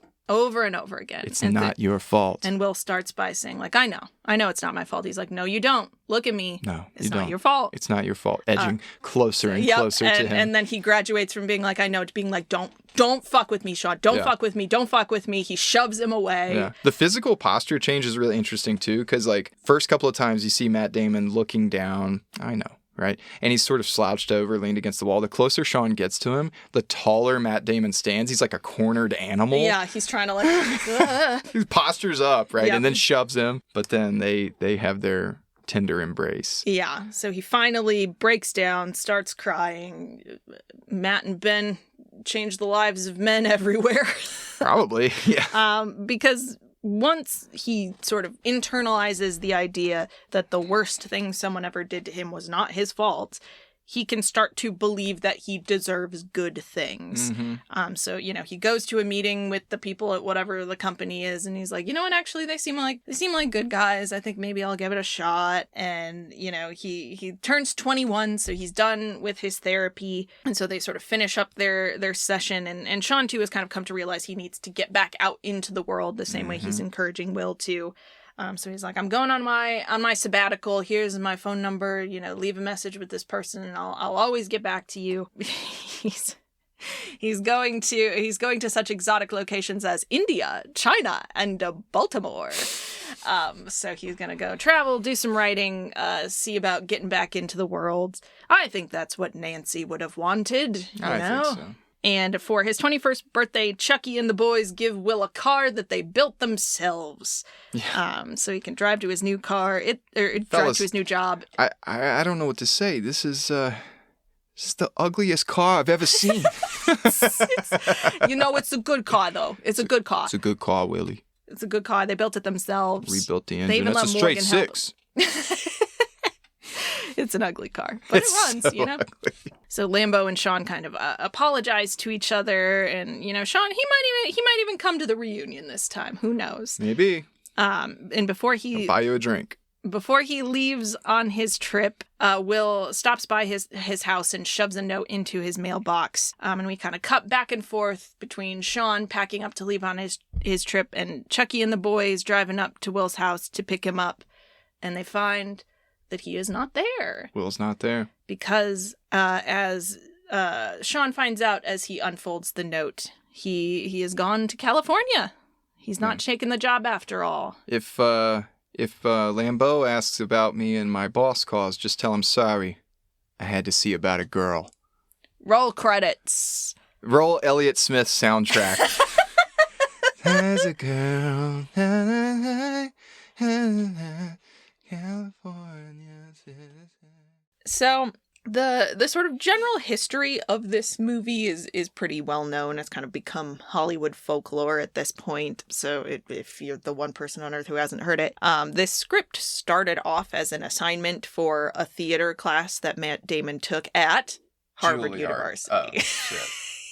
Yeah. So there's some levels there to the commentary about Harvard from a person who went to Harvard. And he was apparently supposed to write like a 1-act play. And instead he wrote a 40-page script that would eventually go on to become Good Will Hunting. And so he failed the class. Yeah. This isn't the assignment, Mr. Damon. Do your work correctly, Matt Damon. God.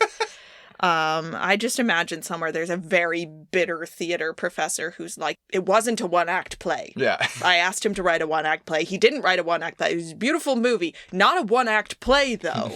Also, apparently, Matt Damon did date a woman named Skylar when he was in college, who did then go on to become a doctor. Oh. And she also, I found an article that says this. Apparently that Skylar went on to marry Lars Ulrich, the drummer from Metallica. What? And Matt Damon was like really salty about it in the 90s.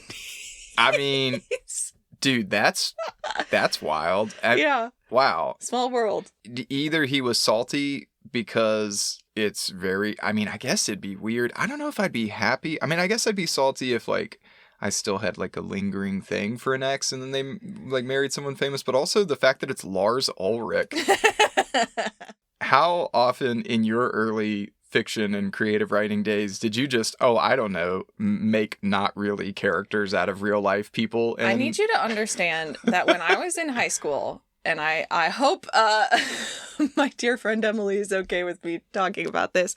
We basically wrote fan fiction about ourselves and like our classmates, where it was just like imagined scenarios where it's like, what Make if out paradise? It was just like, what if all the people you had a crush on liked you back? And we just wrote it, and we had like notebooks upon notebooks full of stories like that. So like, yeah, I can empathize with Matt Damon here. That's way healthier than my version, which is the senior capstone project I did in college. Was called Wrestling with God, and it was just about a character dealing with the immense emotional trauma of a breakup and then like retreating into nature and doing a bunch of drugs and like becoming a hippie spiritualist weirdo and like because of a girl. Yeah. Oh, no. You're John Wesley. Yeah. You're like, I got dumped by a girl, so I started a religion. Yeah. Well, and it was just like very much the story of my high school relationship ending. Yeah. It was, I did the 1-act play maneuver. You wrote a 40-page script instead of a 1-act play about your girlfriend who married the drummer from Metallica. Right. Oh, Lord. Yeah. Well, anyway, so that's just a piece of trivia about Good Will Hunting. Super relatable is all I'm saying. Yeah. We've all been there. We've all written about our own Skylars. Yet another sort of approachable thing about this movie. But that original script doesn't have like a ton in common with what would eventually end up being the movie Good Will Hunting. That sounds about right. It was originally meant to be a little bit more of like a thriller, where the Will Hunting character like gets the job at the NSA and is like doing like spy stuff, and they're trying to shut him down, and like a bit more of an action movie. Catch Me If You Can with Matt Damon, and maybe something sort of similar to that. Like the NSA is like really trying to recruit him or whatever. But as Damon and Affleck start, sort of shopping this script around, they started getting feedback being like, no, guys. What was Ben Affleck's early role? Like, I don't think he also went to Harvard. How did he and Matt Damon start tag teaming? They did grow up together. Oh, they did? Yeah, and when Damon like wrote this script and was like, maybe this could be like a thing, he was like, who I should ask to help me? My old buddy, Ben Affleck, who also went to an impressive school. I don't remember which one, but not Harvard. But also, like, they are not the equivalent of the characters from the movie in real life. They were well-educated boys. I was just curious, like, where they were in their, like, acting careers at that point. Like, Ben Affleck at least had been in a couple of movies, but they were not stars yet. And the story that I tried to verify and couldn't quite is that, like, part of the point of writing this story and putting themselves into it was to be like, look at us being like serious, gritty actors. Gotcha. I mean, which worked. Like, if that really was part of the plan, then it definitely worked. I was just curious if this was like pretty much Matt Damon's breakout role. In terms of what takes you from being an actor who like maybe occasionally gets some work to being a household name. Certainly for both of them it was. Cool. And part of that is that they won an Oscar for writing it, so that sets you up for some level of success. But a lot of what we consider to be the sort of heart of this story came from other people, which is true of a lot of scripts. That's not to like take anything away from Matt Damon and Ben Affleck. Every script in the world is written by committee to a certain extent. But Rob Reiner, who is an extremely famous director and was at his height in the 90s, he was the one who was like, you need to focus a lot more on this therapist storyline. Like, that's where a lot of the work is being done. And then Terrence Malick recommended to them to change the ending to this sort of See About a Girl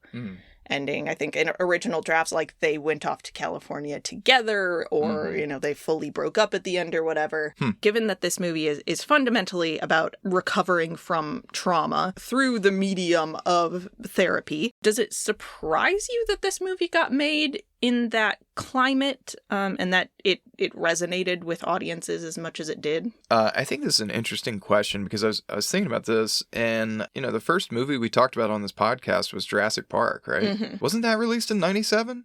96? No, that was 93. 93, okay. This was the year I was born. Okay. That's what I thought. A little bit earlier. But ultimately, what we talked about with that movie was it's kind of about bad dads. And we did a lot of discussing of like how famous fathers in that era were starting to reckon with the idea that maybe greed isn't good, and actually paying attention to your family and participating in child rearing is good. And so, no, it actually doesn't surprise me that then we could see the inverse in a movie like this become so popular of like, hey, if bad dadding is bad, then what do we do with all the kids who grew up with bad dads, or these like surrogate fathers, stepfathers, or just like abusive households or fatherless households that have then had to cope or reconcile with the idea that like they, whatever kind of baggage they're carrying around. No, I think this was like really appropriate for the time period. If, we're following this kind of trend of fathers trying to figure out how to step up, instead of step out. I think if anything, like men particularly were more receptive to the idea that you could take a more active role as a father. But then the sort of conversation happened after that is like, okay, well, what about for the boys? What about the boys what about the kids? What about the kids whose father didn't step up? How are they supposed to move forward? It's great that today's generation of fathers wants to sort of turn over that leaf and make a change. But what about us, like the kids that were born in the 80s or whatever, who now are coming of age, seeing that kids coming after us are having this like much better relationship with active fathers, and suddenly, like, who am I? What am I? What do I do with this? Yeah. And it opens the door to say, like, well, maybe you need some help, actually. Like, maybe there's a professional out there who can assist you in confronting these feelings that you're having and figuring out positive ways to move forward in your life. Well, and it is interesting that, they're using the language of, like, professional mentorship and therapy, and even to a certain extent, like, friendship, to kind of answer this question of how do you fill the void for a person who has either not had a positive male figure in his life or has had very, very negative male figures in his life. We see a couple of different models kind of try each of them to fill that space a little bit. It's interesting that you see Professor Lambeau, like, doing a lot of things that we might stereotypically associate with fathers of that generation, like, before the Al Gore of it all. Like, he is trying to, like, foster this kid's intellect and his talents and push him towards material achievement. And the movie is coming out and being like, no, that model of fatherhood doesn't work, at least for this kid, because he doesn't need that. He doesn't want that. There is something else happening there that he needs a different type of care. And we see other male figures in the story, like predominantly Sean, but also like Chucky to a certain extent. Yeah. And we even see like Skylar trying. And he's not receptive to it, because we'll talk about why he's maybe not receptive to it from Skylar later. But it's also interesting that there are multiple men who all kind of have to work together to fill that role. And that's an interesting point of communication, too, where it's like, yeah, it's great if, your biological father, adoptive father, foster father, whoever is like legally your guardian is treating you well and is taking care of you. But you can also like put together the influence of a father or a parent from different people in your life, and that can still lead to a certain kind of fulfillment. Yeah. And the film definitely makes this argument about like a hierarchy of needs for different boys. Some of what Lambeau is doing is good and can steer someone toward a more positive life. But if they're not at a point where they're able to or willing to receive that, then something else needs to be addressed first. There's a deeper need that needs to be addressed or problem to be resolved. And that's why we have the Sean character. I think this movie is nuanced in that way, where it's like, Lambeau is not a cartoonish villain. I mean, he's garbage. Yeah, he's a bad person. He's clearly trying his best, but he's got his own stuff and it's getting in his way. And I mean, it's interesting. I feel like the stereotype of people who have men specifically who had bad relationships with their dad are like, he never said he was proud of me. And it's interesting that is the thing that Lambeau can offer Will, is he can be like, you did that really well. Good job. Yeah. That's not what Will needs. So it's interesting that that's a thing that gets latched onto so often in media, talking about men and their fathers, where it's like, I don't know, sometimes your dad could tell you he's proud of you and it still like wouldn't help. Yeah. So speaking of Sean and the influence that he has on Will's life, what do you think of the way that therapy is depicted in this movie, both in the interactions Will has with the therapists before meeting Sean and then his relationship with Sean? Do you feel like across the board this is a realistic depiction of therapy? No. Neither. No. It's unfortunately and fortunately. Yeah. I mean, it's like, all right, it's highly stereotypical in two directions. So before meeting Sean, he has the oldest man in the world caution him against rabble-rousery, tomfoolery, and ballyhoo. And I don't know what kind of therapist archetype that guy is supposed to fulfill, other than just like old, like just like so supremely out of touch. Well, the 90s were also an era of kind of similar to the 60s, where like in the 60s the youth culture was all like, don't trust anyone over 30. I feel like in the 90s we had a lot of youth culture that was very like, parents don't understand. So I think Will Smith. That's kind of what it's drawing on, a little bit of like, this man is simply too old, too upper crusty. He's basically a different species than Will. Like, they fundamentally cannot understand each other, which is obviously an extreme caricature. Yeah. And then we go from there to, the absolute sort of image of quackery, which is I'm going to hypnotize you, person I've never met. Yeah, and the idea that you would just sight unseen be like, you know what this person needs? Every person who walks into my office gets hypnotized first things first. Yeah. You can't just be hypnotizing people willy-nilly. That is irresponsible. It's really strange. I mean, and so like, I think that character is meant to show us that we all kind of have these ideas in our head of what a quack is. And there's a large portion of men that just think of mental health as nonsense and that there is no tangible benefit from insight therapy. And actually, all they're going to get you to do is falsely confess to some Oedipal complex or some Freudian ideas or, these like weird sort of tawdry things you're ashamed of so that the therapist can like jot it down in their files and secretly indulge in like the weird confessions of other people. And so like we're seeing that in this scene where this therapist tries to hypnotize Will and Will's like going in on some dark, secret, uncovered memory of a person touching him when he was a child that he reveals then to just be a joke. Yeah, maybe. A thing he made up. And then we get Sean, who, because it's Robin Williams, you very much have the Dead Poets Society, oh Captain, my Captain version of a therapist who seems to have the most pithy, insightful thing to say right away, knows absolutely how to engage with this uncrackable sort of brilliant genius of a man, and they are just the perfect mental sparring partners. And give me 5 sessions and I'll have him weeping in my arms and then we'll be best friends. And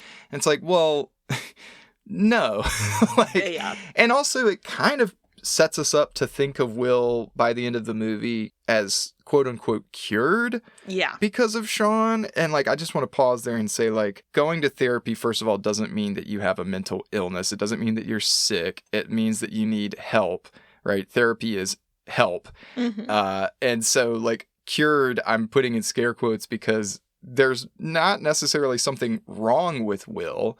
He just perhaps needs a support network to, again, develop insight into how to best move forward in the world the way that he actually wants to. And it's tough to do those things by yourself. But the movie does trend more towards like he was broken and Sean helped fix him. Because Sean is the perfect therapist match for him. And that is just as unrealistic as these like high profile quacks. But I love it.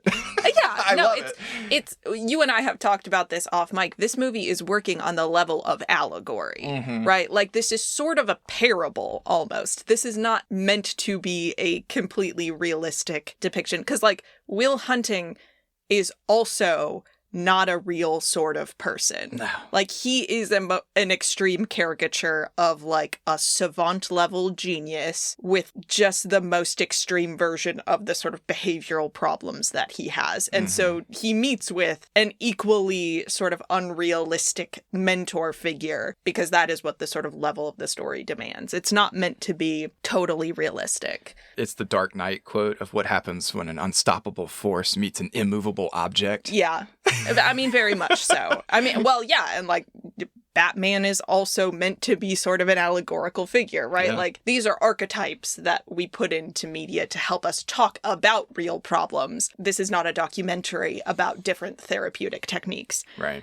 Which is interesting because I know you're going to want to talk later about real therapists' perspective about this movie. In fact, it's coming up right now.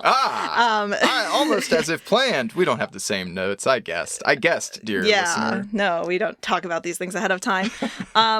So yes, there is real therapy, like real therapeutic techniques being depicted in this movie in a heightened and extreme format. And one of the biggest ways that you can tell that this is not a movie that is striving for a literal depiction of anything is the fact that Sean physically attacks Will in their first meeting and is not immediately fired and quite possibly sued into oblivion.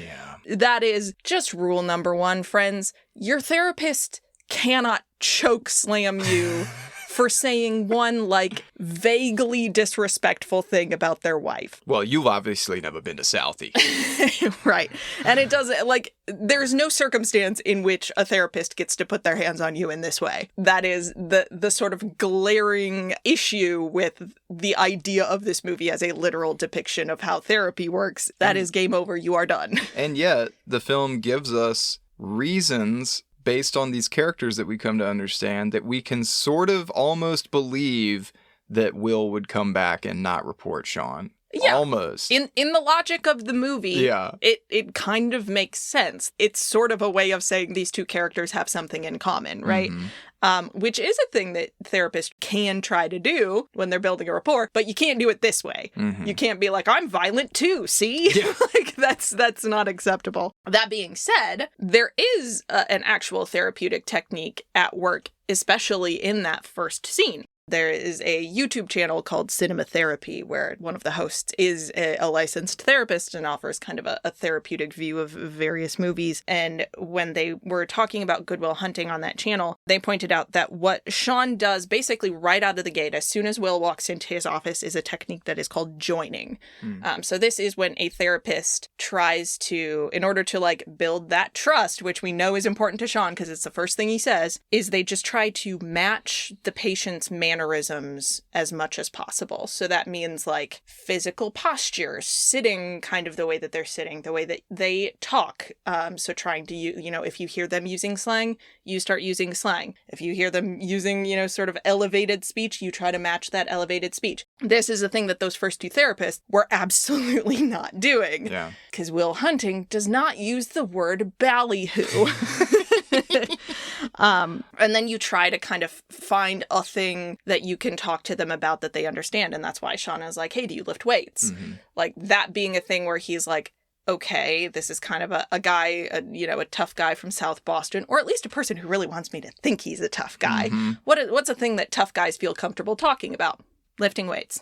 Okay, great. We'll start there. And it works, right? That's what disconcerts Will about Sean right away is he starts by trying to pick at him and make him feel insignificant by talking about his books and being like, these are the wrong books, and being like, yeah, okay, whatever. Yeah. You want to talk about books? Yeah, you want to talk about books, Will? No? You like okay. books? What about weights? Yeah. Exercise. What's the thing? Like, I'm just going to keep doing this until I find a thing that disarms you, and Will catches him doing that, and that's why he pivots to the art thing. And another thing that Sean is doing throughout that scene is, up to a certain point, doing a really good job of also noticing Will in return and being like, you're trying to get a rise out of me.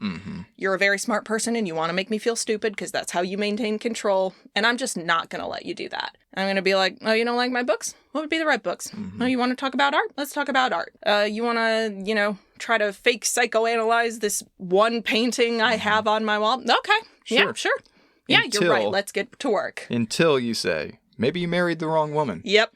Now you just hold it right there, Chief. Yep. And that is a place where, He showed his hand. He showed his hand, and that's like Sean's arc throughout this story, right? Is like, how do you heal that wound so that every time somebody talks about your wife, you don't fly off the handle, right? Sean isn't perfect either. He has all his own glaring, unresolved issues, and typically that's something you would expect for a therapist to have sort of trained themselves to defend against a little bit better. And the movie kind of hints that, like, that pain is so great that he's not capable of protecting himself against it. Like, he stopped counseling veterans when his wife got sick. Presumably, partially because, like, it's a lot of work to have a sick and dying spouse, but also because, like, when you're in a lot of pain and you are not processing that pain, it is very hard to help other people process their pain. So, to Sean's credit, the fact that Will gets such a rise out of him sort of speaks to the connection that they have. And Sean does understand Will. And in that moment, like after, he has slammed Will up against the wall and Will's like, all right, time's up, session's over. He's like, okay, all right, we do actually have something in common. And I see that now. And as soon as you kind of see that connection, Sean is like, okay, I can figure out how to talk to this guy now. I've figured out what the dynamic here is. And you can see his wheels start turning after that point. And the connection ultimately is what matters in a therapeutic context, at least in the world of this movie. There's a lot of types of therapy in the world. What this movie says, what Will needs is a person who can meet him on his level. And for better or worse, that is what Sean has done. Yeah.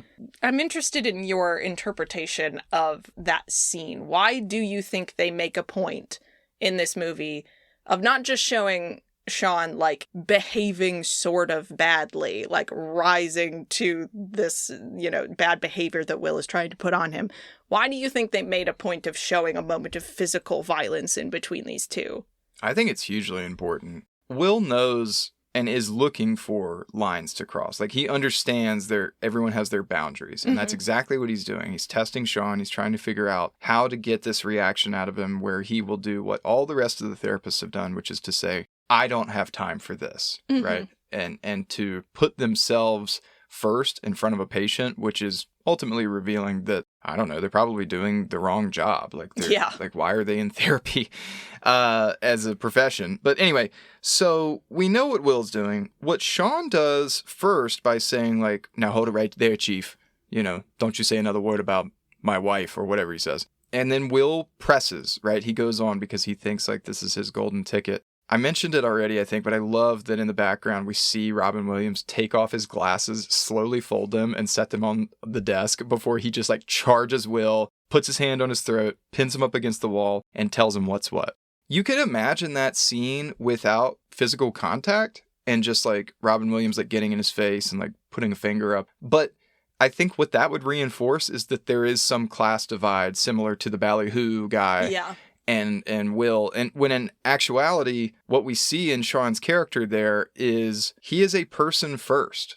He doesn't necessarily just have these like artificial boundaries, or he's not so far removed from being a kid from South Boston or being a man who had to see about a girl. He is still that guy, and more importantly, what it shows us is that he's in pain too. And that this recent tragedy, it's only been 2 years, is still deeply affecting him in ways that are limiting his professional potential, something that he recognizes is also happening in Will and eventually himself. And it shows us, the audience, that, oh, this isn't actually a story about saving Will hunting. It's about two men helping each other by developing a healthy, vulnerable, and honest relationship with one another, so that they have tools to communicate their feelings other than violence. Because that's a language both of these characters learn to speak very early on, we find out. He then gets to see evidence of a person who is very much like him, also in pain and struggling to deal with it productively, as opposed to like a very removed person. And again, these are like different philosophies of therapy dictate how much personal information you should be giving to clients and patients and things like that. And there are all kinds of reasons to have more substantial boundaries up. But I think that is a moment of Sean being vulnerable. As much as it is him being physically violent, it is evidence, again, this movie is saying the reason that at least these men from this community are violent is because they are in pain. And Will is not going to trust anyone that he thinks is coming to him from a place of elitism. Sean lashing out in that moment is evidence that Will now has that this is a person who at some level, maybe not like one-to-one, understands the kind of pain that Will has experienced. Right. And later we see that scene, at the end where they're looking at the file with all these photos of Will as a kid and all his wounds and things like that. And his question to Sean in that moment is this something that has happened to you too? Because there is that connective tissue between them. Will can kind of put the pieces together and be like, maybe you completely understand me. And I think this is just a huge first step, because I don't know what Will was expecting to happen, but I don't think this was high on his list. Like, I think this reaction ultimately confirmed that, like, oh, maybe this guy is more like me than I thought. Yeah. And he's clearly different from the other guys, right? He didn't just storm out like, he's ready to fucking scrap with me, which is bad. But like, Will also maybe doesn't necessarily know that that's bad, or it's not the kind of bad thing that Will is going to like snitch about, right? We know about his file, so we know there's been violence in his childhood, and we've seen him before going to court just almost beat a man to death. Well, this might be the only language that Will speaks at this point in the film. And we know Will doesn't trust authority figures. Right. So who is he going to report Sean to? Yeah, exactly. Right? Like, what, he's going to go to the police? The police don't want to help him. Right. So there are layers there that make it a narratively interesting choice, even if, again, if your therapist does even a modicum of physical violence to you, you go after their job. That's not a person who should be working in a therapy context anymore, but... So an allegory is when you... I just want to be clear... Yeah. We talked, before, in the same way not everybody can be trusted with satire, not everybody can be trusted with allegory. So we sort of are able to move on from this initial moment to the taster's choice moment for men or whatever. Do you agree with Sean's assessment once he has kind of got over his initial emotional outburst, that Will's real problem is that he is using his genius to shield himself against vulnerability? Do you agree with that sort of therapeutic assessment of the heart of Will's problem? And you know what I realized? You're just a kid. And when I realized that, I slept like a baby. Didn't think about you anymore. Yep. And I think that is like a extremely important scene where Sean just diagnoses this shielding tendency of Will's because he's smarter than anyone.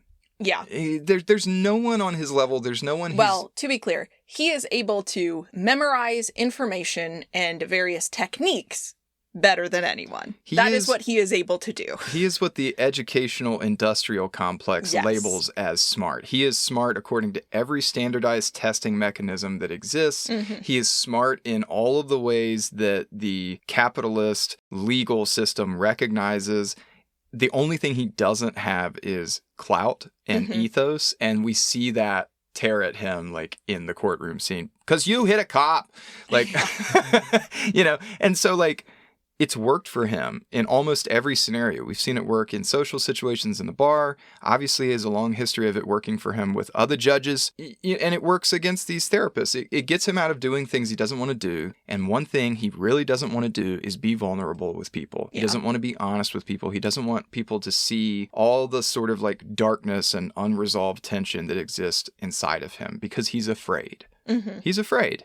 Sean basically says that. He says, I see a scared little kid. I don't see a strong, competent, intelligent man. Other people throughout the movie point this same thing out to Will in ways that he's maybe less able to accept. This is absolutely something Chucky has noticed about him. It's something that Skylar says to him point blank. And that is an understandable reaction for Will to be having, given some of the bad things that have happened to him. But it's a defense mechanism, and defense mechanisms, you develop them for a good reason. Will had to put up a hard shell to survive his childhood because he had a foster father who would beat him with a wrench. And you have to, protect yourself every way you can from a person like that. But, Skylar is not trying to hit him with a wrench. Skylar is trying to love him. And he only has that one tool in his toolbox, right? And that is what therapy is for, is to be you developed that tool for a reason. It kept you alive. Thank God for that. But you're not with that foster father anymore. And a person saying, I would like to get to know you, please tell me the truth about how many brothers you have, is not the same as someone bigger than you trying to hit you with a wrench. It's just that your body is trained to react to everything like it's a person trying to hit you with a wrench. Right. And so part of how you have to talk to Will is to be no, I'm not going to let you control the conversation right now, because if you control the conversation, you put the shield up and we don't get anywhere. Mm-hmm. This is not a competition. It's not a confrontation. Yeah, This is a conversation. And Sean is famously, the thing about this movie that everyone loves so much about Robin Williams' performance is Sean is able to leverage his own life experience in a way that doesn't feel particularly confrontational to Will, which is just let me tell you a story about how I met my wife. Mm-hmm. Let me tell you this funny anecdote about a weird thing I remember about my wife. And all of those things are just here's a type of life experience you don't have. here's a type of life experience you don't have. And the more of that he is able to give Will in a way that feels like, I'm just going to share a thing about myself. And maybe someday you will share a thing about yourself in return. Yeah. The more that Will gets to kind of put down the like man with a wrench fear and be like, okay, this is just a conversation. I can have a conversation. I think I've talked about this in other episodes, but in my rhetoric training, we like to talk about Greek words occasionally. You can be book smart, essentially, or you can have discernment, right? But the one that sort of frequently got overlooked over Rs and techne, which are kind of the words that we would translate today to be the sort of will knowledge, right? He's smart. He's smart. He's wicked smart. But the thing that he doesn't have that Robin Williams has that, Sean is trying to advocate here for is phronesis, the idea of practical wisdom. Mm-hmm. This sort of judgment that you can only earn by extrapolating it from things that you've done in your life. Mm-hmm. So what I love about those scenes that you just mentioned about talking about meeting his wife and missing Pudge Fisk or whatever, hit the home run in the 12th inning and his wife waking him up in the night from her loud farts, is that those end in a little kernel of wisdom. Mm-hmm. So he tells these long little sort of bits and then ends on this like really important idea that Will needs to hear that he could probably have read in a sonnet. He probably could have read it in a self-help book or something, but it's not grounded in anything until he forges a relationship with someone who he can identify as a mentor, as a potential path toward his own future, so that he can then start to wonder, might this apply to my life? Mm-hmm. Might this be something that could happen to me? Could I learn from this man's experience and then thus change my own course? And that's why, to kind of bring it full circle, that end scene, the it's not your fault scene, is as powerful as it is because Will now has evidence of this deeply human person who has experienced similar things and come out the other end to be relatively okay. Mm-hmm. He now has a concrete example of a person who has been through something very similar, and he has managed to grow up. He has managed to find a semi-stable career, has experienced more setbacks, but even by the end it's okay, and he's still here. Mm-hmm. He's very sad now, but he's still here. Yeah. And so now Will has an image of what that could look like for him. It's interesting, too, because Sean's not saying it's not your fault a prescribed 7 times because he read that in a journal article somewhere and it's a technique that he's trying on. He's saying that with confidence and drawing closer and closer to Will because he wants him to recognize no. It took me a long time to accept this for myself. You don't just get it the first time someone says it to you. That scene really, I think, models the 5 stages of grief or whatever. He's speed running them. Yeah absolutely. And so, I think that Sean is the only person who could have brought Will to that sort of realization, at least in that way. So do you think that this movie could lead men to pursue therapy, either from the patient side or from the side of empathizing with the Robin Williams character and becoming therapists? I think that is a very interesting question, and I appreciate that you revised the question. I did revise it, yep. Because we were talking about this before, and actually I think this movie might have the opposite effect of encouraging people to participate in therapy as a patient, because men are so quick to look at this highly dramatized case of Will hunting and say well, my stepfather didn't stab me, so I guess I'm fine. I mean, that kid's fucked up though. Yeah. And sort of remove themselves from the grander allegorical lesson, right? We can't trust a lot of audiences with thinking metaphorically. But I do think, and this is what we talked about, Robin Williams just as an actor has this effect on people. I can't tell you the number of people who decided they wanted to become a teacher after watching Dead Poets Society. Yeah, absolutely. I was one of them. My first year of teaching at Radford, I swear I did stand on a desk. Oh my God. I stood on a desk. I don't think I said, "Oh, Captain, my Captain." I might have invited them to walk on the desks. I don't know. I was young. And Netflix was just coming into the streaming realm, it was a golden era, really, of learning dumb shit from old movies. But anyway, yeah, I think probably there are many more men who recognize the power of counseling and therapy from that perspective of becoming a mentor by seeing Robin Williams' performance in this movie. So yeah, I mean, I don't have any data. I don't have any data on that, but I would think that, yeah, probably. I don't know. Yeah, I mean, I did a little bit of research and found some, there's anecdotal, accounts of people saying like, yeah, it kind of planted a seed in my mind that like that was an option for me if I ever needed it down the road kind of thing. But of course, the problem being actual therapy is not anywhere near as exciting as it is in this movie. And it also, can't be done in 6 weeks or whatever. It's going to be a long process a lot of the time and not one with discrete beginning and end points necessarily. But there is absolutely something to this idea of the sort of cultural competence element of therapy. It is important for people to have access to therapists, and I mean like healthcare professionals of all kinds, but particularly therapists who, if they're not from the exact same background, have at least studied enough and have attempted to learn enough that they can understand where a client or a patient is coming from on a cultural level in a way that, again, those first two therapists that we see in this movie are just so clearly out of touch with the world that this kid comes from that they're almost incapable, like cartoonishly incapable of empathizing with him. Right. And Sean is sort of a platonic ideal of a therapist who's perfectly able to empathize with his client at every single point, which, it is an unrealistic expectation, but for, a certain type of man, one of the big hurdles is that there aren't people from similar backgrounds working in therapy. It is expensive to become a therapist. Like, you have to have money to go to school. You need at least a master's degree, if not, a higher degree than that. And, that means it is inaccessible to working class people a lot of the time. And so if you are a working class person and by some miracle in the United States are able to somehow pay for therapy, you might not find someone who looks and sound and can do that joining technique effectively. I think it's hugely important that we saw that photo of Sean in his military uniform and then found out that he counseled veterans, because it's not just this magical happenstance that Sean grew up in South Boston and then gets the opportunity to counsel Will, who grew up in a similar neighborhood. Clearly, Sean has made a career out of doing exactly what you just said, which is trying to be a mentor for an underserved group that he shares something in common with.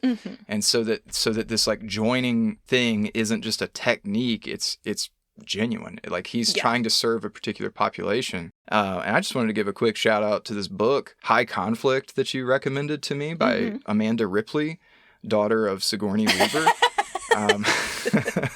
Not in real life, that's just a coincidence, but it is very funny that is the name of an author. There's a really particular chapter that this conversation is making me think of about a former gang member in Chicago, fairly high-profile gang member who grew up and decided that actually the best thing they could do was mentor young boys and try to get them, if not away from gang lifestyle, at least to have these like rival factions agree to certain terms that would de-escalate violence or prevent violent action. So like he was one of a couple of people mentioned in this sort of story of like forming a nonprofit organization that was specifically meant to intervene, provide counseling, provide mentorship opportunities for free, right? And this is circling back to Sean's place as a mental health counselor for veterans, something that should be paid for. Political stitch incoming. But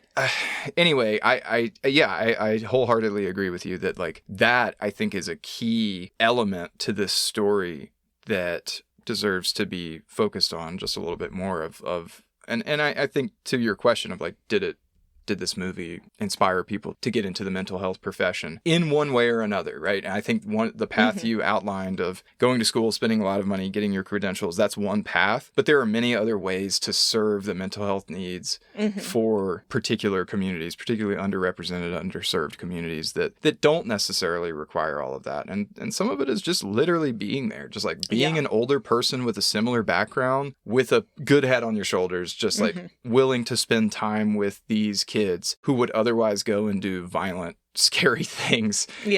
And sometimes all they need is just someone like tapping them on the shoulder and be like, hey, you sure you want to do that though? Yeah.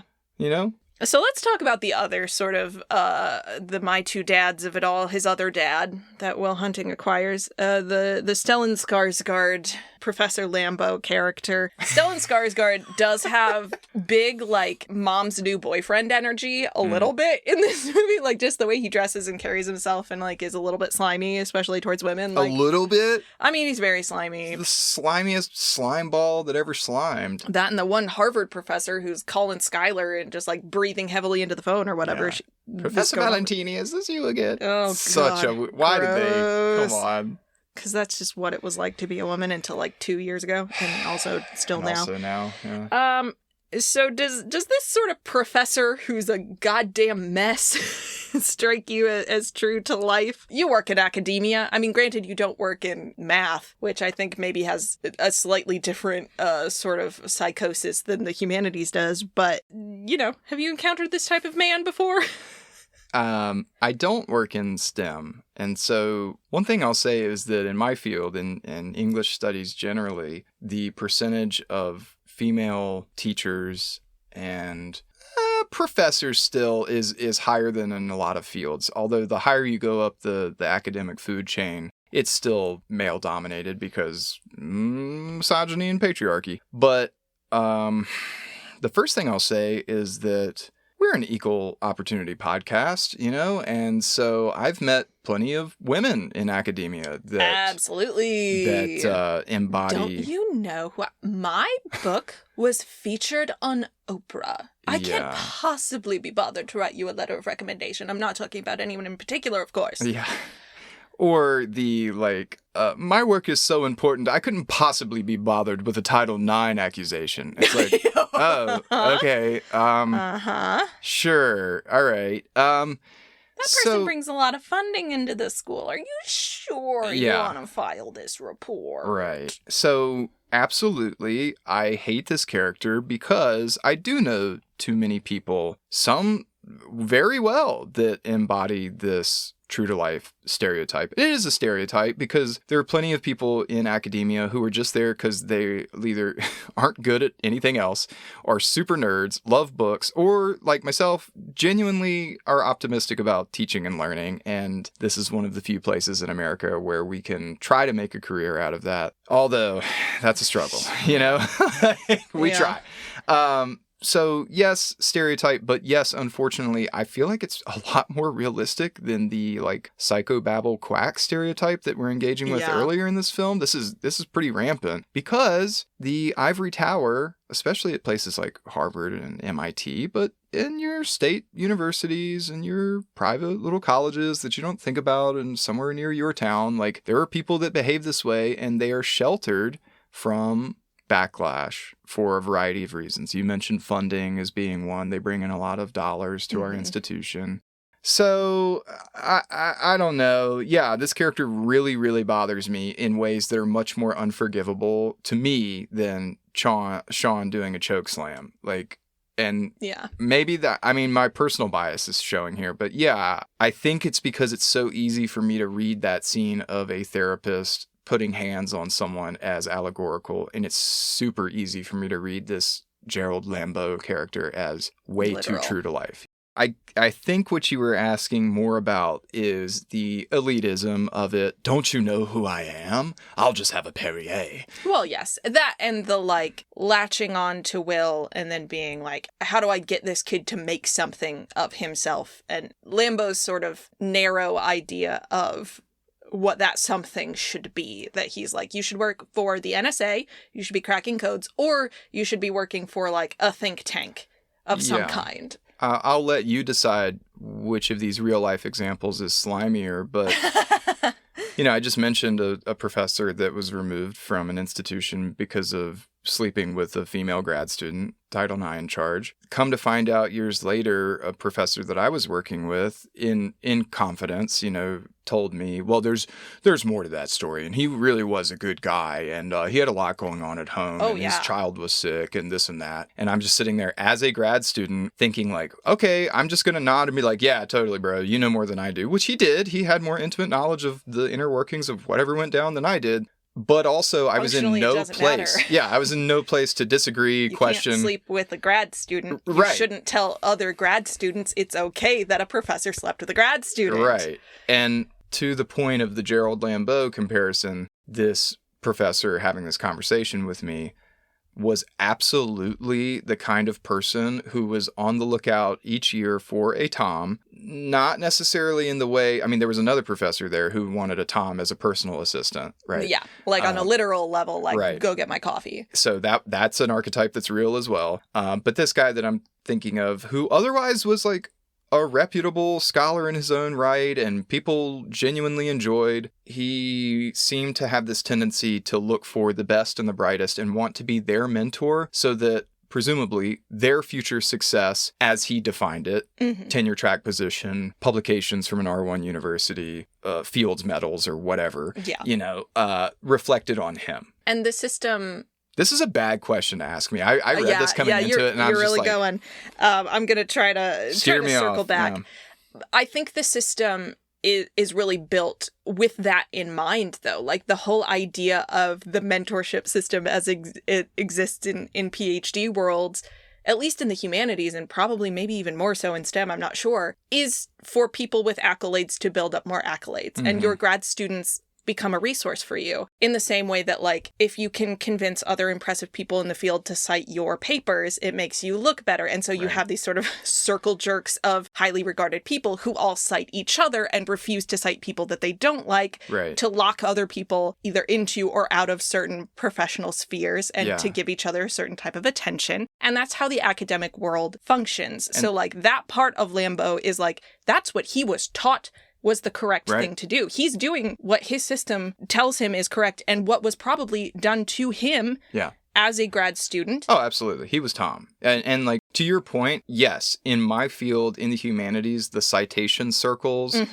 are the realist version of this. And this kind of professor that I was mentioning was absolutely trying to get more citations of his own work from his graduate students. Exactly. But in this case, actually, in STEM, I'm glad you brought that up because there's far more financial incentives in STEM because of the immensity of grants grants and patents that you and your grad students can get and receive because there are bigger buyers out there like the freaking NSA. Right. You know what I mean? And so there's genuine money on the line, not just this like faux academic clout of, don't you know who I am? I won the College of Communication Award in 2024. Everyone clapped for me. Yeah.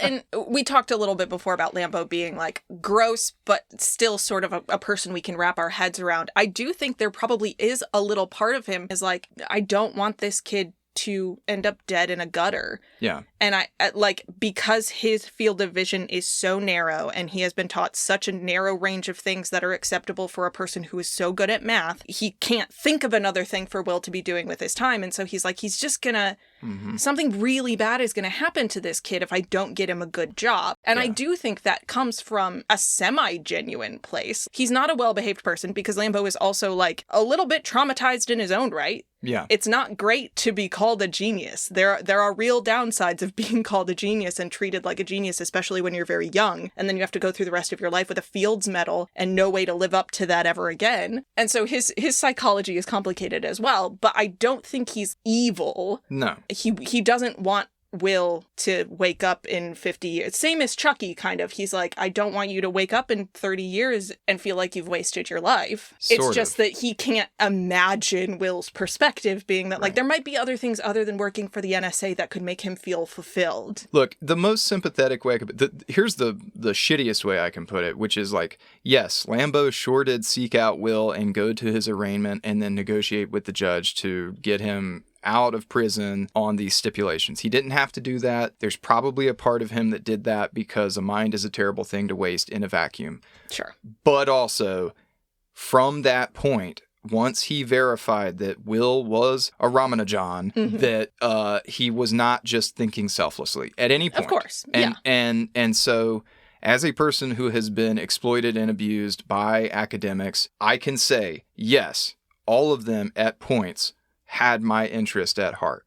Sure. While they were serving themselves. Or at least they thought they did. Yes, they were so deluded that they thought they did, and they couldn't even see that they were complicit in perpetuating a cycle of violence, or that they were just like full on executing it. And so I think the biggest difference between Lambeau and Sean is Lambeau cannot help but perpetuate a cycle, whereas Sean is interested in figuring out how to break it, how to escape that cycle, because he's done the work and done it himself and recognizes that perhaps he could help Will. And he's open-minded enough to see that, well, maybe this kid can help me too. Yeah. You know, instead of thinking, oh, I can do this wonderful thing for this kid, and therefore transactionally he owes me residual profits, you know, or like whatever he would earn from this gift that he just shouldn't waste, you know? It's a complicated bit of psychology that doesn't make me like Lambeau in any way, but it is at least like,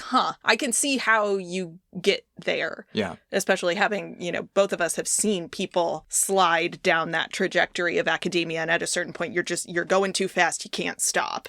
You can't climb your way back out. It's stupid easy to drink the Kool-Aid. One of my original answers for this question, have you seen men like this in academia? And I was like, yeah, me. Like, they wanted me to do this. And for a while, I was becoming this. And I think we're going to talk about Tom next. But Tom is in a really interesting position where he is being absolutely molded and crafted to perpetuate this behavior. And I'm wondering if his run-in with Will is making him question, like, oh, is there a different way to do this, actually? Am I being treated badly because now I see that there's another way to be treated? He's getting high fives. Will doesn't have to make coffee. What the fuck? Yeah. And Will's not even a student. Yeah. Will didn't do any of the things. Yeah. Like, I think both of our experiences of academia is it's a system where you are told if you follow these specific steps in this specific way and you do all of the right things, you will reap a reward at the end. Mm-hmm. It's not true. It's getting less true all the time as the sort of promises of academia get stripped away. But even back then, you have Tom very point blank looking at Will and being like,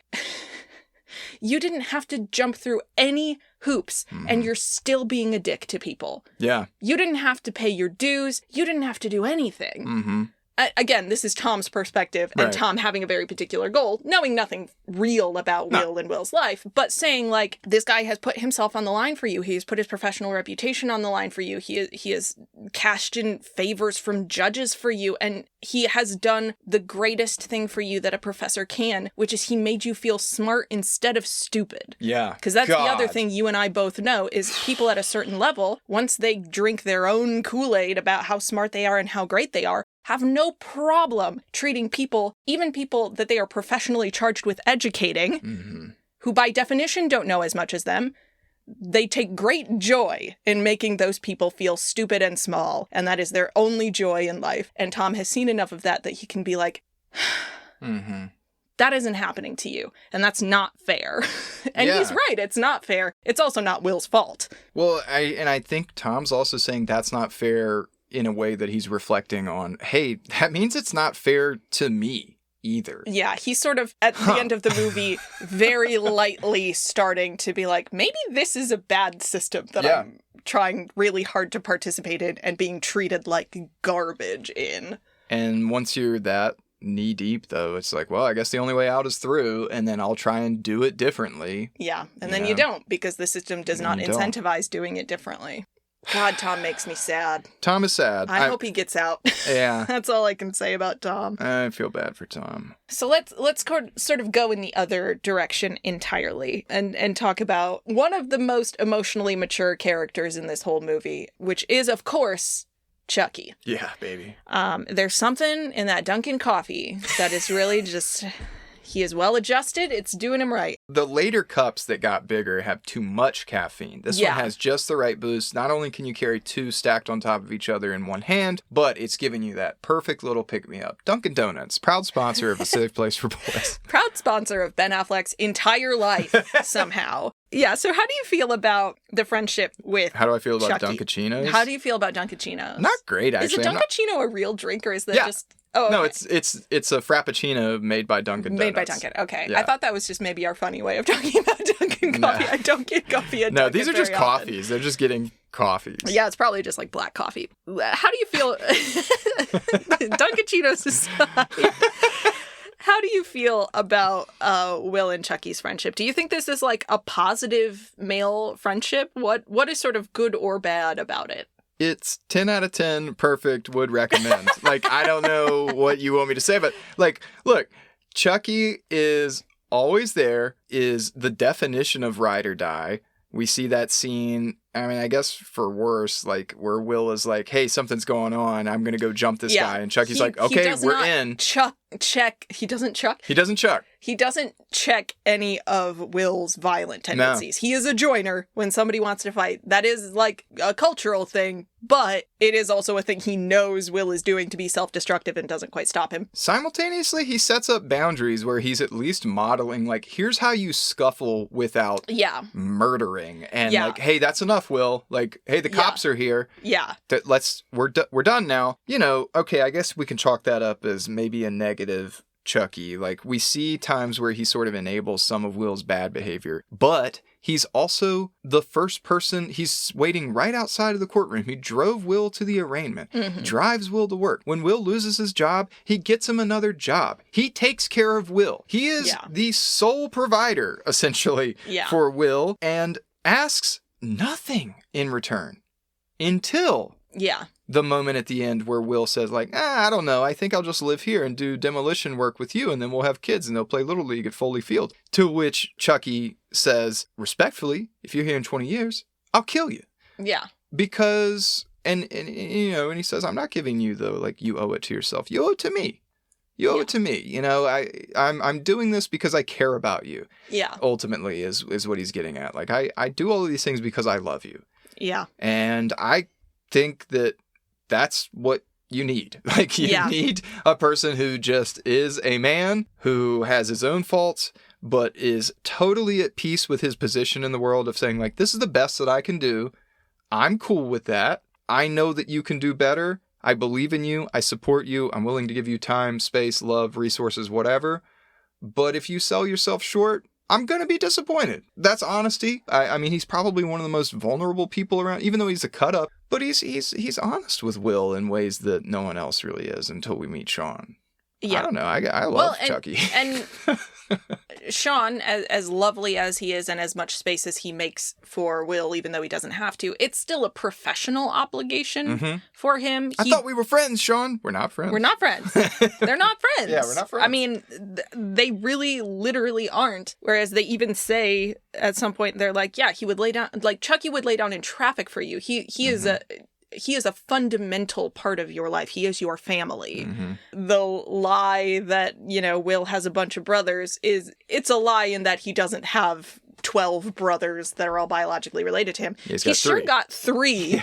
And it does not matter that they are not biologically related to him. Chucky is his brother and his best friend. And, like, in my mind, that's his soulmate. It's sad to me that they are separated at the end, but it's also like, that's a relationship where you pick up the phone 10 years from now, you call Chucky, and Chucky still shows up for you. Like, there is no universe. There's nothing Will can do. Nothing at all that will sever that relationship. No. And that's really beautiful. Yeah. I mean, it's wonderful. I love everything about every one of their interactions, particularly the scene that did not need to be there, where they're just hanging out in Chucky's mom's house, and Morgan goes and is watching pornos in the mom's room, cleans up with his Little League mitt. Ew. God, and Will's Morgan's just gross. there. Chucky's just there, smoking, drinking. Just hanging out. Making fun of Morgan. But, like, Chucky is fundamentally, like, an enabler of the safe space for Will. Like, well, and Morgan to jerk off in. Yeah. Yeah. I mean, yes. He really is like just a mama bird in that way. He is like, I'm gonna take care of you. And eventually what that will mean is being hard on you so that you stop self-destructing. Yeah. But we also see him sort of clocking Will doing things wrong and being like quietly disapproving and being like, I know why you've lied to this girl about your family because I know what your upbringing was like and I know why you wouldn't want to talk about it. But like, Will, you gotta fix that. Even in that You're gonna scene, have to deal with it. he sort of jokingly tells the truth, where he's like, he knows that if she catches one look at his rinky-dink little apartment, she's gonna leave his ass. And it's like, hey, Will, she likes you. She doesn't care about your rinky-dink apartment. She doesn't need you to have 12 brothers, you idiot. Yeah, because she's Chucky fun. also would not have joked like that in front of Skylar if he had any reason to think that that was actually true. Correct. Like, he's ribbing him. He's not trying to warn the girl, like, just so you know. Yeah. He's got a really bad apartment, so you should probably get away from him. He's just being like, hey, she seems so nice. She won't really care, Will. Skylar. Secretly, he's only got one light bulb and it dangles from the ceiling without any kind of shade. It's some real serial killer shit. Get out while you can. Okay, Will lives in his own house and Chucky lives in his mom's house, though. So, like, you know. It's not a house. Again, I'm not convinced Will is not squatting. I think it's an abandoned building that somehow he's hooked up a generator to or something. Like, I don't know. It's certainly possible. But the point being that I think Chucky is a very good sort of friend to have. You want that balance of like, we have fun together, I can make you laugh, and also when needed, I will put my foot down and be like, no, we all love you and we don't want to watch you hurt yourself, so you need to stop and I don't care what has to happen. Importantly, in that scene, what I think you hit the nail on the head. Like, he's a mama bird, right? Chucky's a mama bird, and he's not doing what other characters in the film are doing, which is telling Will what to do. He's not saying you should go work at this place or this place. He's simply saying you are heading down the road of making a mistake. I want you to sit with that. I want you to recognize that and understand that this would be a mistake. I'm being honest with you when I say this is a path that leads to you hurting yourself. There is a recognition there that when you love someone, it hurts you to watch them be hurt or to hurt themselves. And that is why, I mean, again, we get this sort of hyperbolic, like, you owe it to me to go make something of yourself. That is not, at least in my mind, Chucky's way of saying, like, go make some money, Will, and stop being such a deadbeat. That's him saying, you owe it to me as a person who loves you and will be very hurt to watch you self-destruct. To not self-destruct. Yeah, I am a person who has given you everything I can, mentally, emotionally. I've been there for you in ways that no one else has, to hopefully provide for you the opportunity and the time for you to discover what you want to do and to realize a way for you to be happy in the world. And for you to choose to not do that in favor of just staying in this safe, small version of the world we've created together is an insult to everything that I and your other friends have done. Let's juxtapose that against Skylar, because on paper, Skylar says pretty similar things. I love you. I care about you. I would like for us to kind of forge a path forward together. And I don't functionally care, like, the fact that bad things have happened to you. It's not going to scare me away from that. On paper, pretty similar sentiment.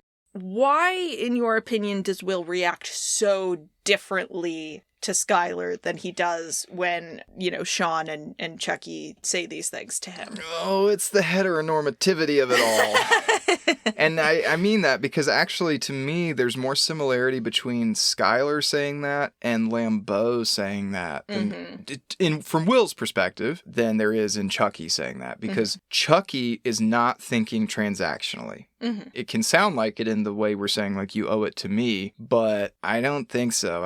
I think Chucky is just saying, like, I've tried to give you everything I have, and I hope that you give everything you have in return. Which does sound like a transaction, but not in the sort of commodified way that we can think of with money, right? Mhm. That's the Lambo perspective of like, I'm going to devote time to you, which is comparable directly to money. Mhm. And I hope you then go out and get a job and make a bunch of money and make me famous by extension. Mhm. To be the Cambridge professor that worked with Ramanujan or whatever. Yeah. And in the case of Skylar, I think all Will can focus on is sexual transactions. He's thinking there is this romantic relationship, there's this sexual relationship, and what happens if this love that she's describing just ends up being something that once the attraction fades away, or once she stops having this sort of quirky dollar store fun, or gets bored with this guy that she's quote unquote slumming it with, then what's left, right?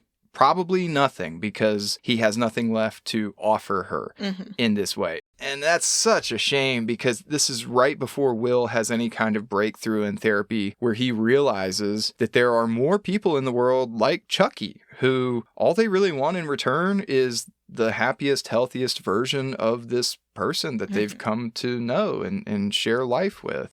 And so, yeah, I just think that Will is thinking in this sort of transactional nature of like, what happens when I'm all used up and I don't have the thing to offer you anymore that you want, and the things fall apart.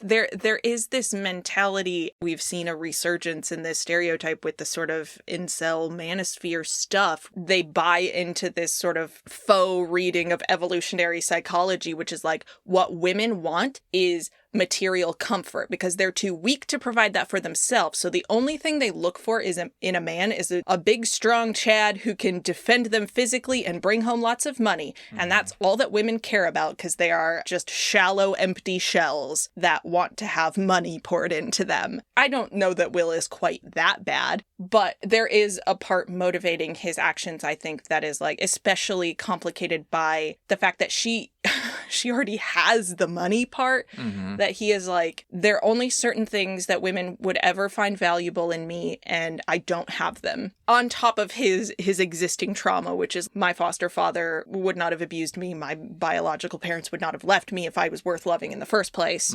That is what he has his big breakthrough about at the end. But it is complicated by this sexist baggage, which again is fully just a function of the patriarchy, specifically of capitalist patriarchy, that tells men that they need to have high-paying jobs in order to be valuable to women, and they need to be able to like buy expensive like body modifications in order to be valuable to women, which again is like just feeds a capitalist narrative. He is being victimized by that as well, and that is part of why like he will not hear her when she says, I do want you to tell me the truth. It will not scare me that bad things have happened to you. I do want to be with you even if you're in pain. That's something that he can believe about Chucky that he can't believe about her. And I think it's both a gender thing and a class thing. Yeah. That is the problem there, because Chucky doesn't want money and physical strength from him, right? Right. Nor does Chucky want the vicarious thrill of hearing emotional baggage that's probably second nature to him, right? Whereas Will can see Skylar as coming from this very privileged position, and so he's hesitant to share any real vulnerabilities about his childhood abuse, because in his mind, maybe she's just reading that like some sort of pulp fiction novel and like getting some sort of sick thrill out of hearing about life in the hood or whatever. And it's there is an idea that rich people can't have trauma. Right. That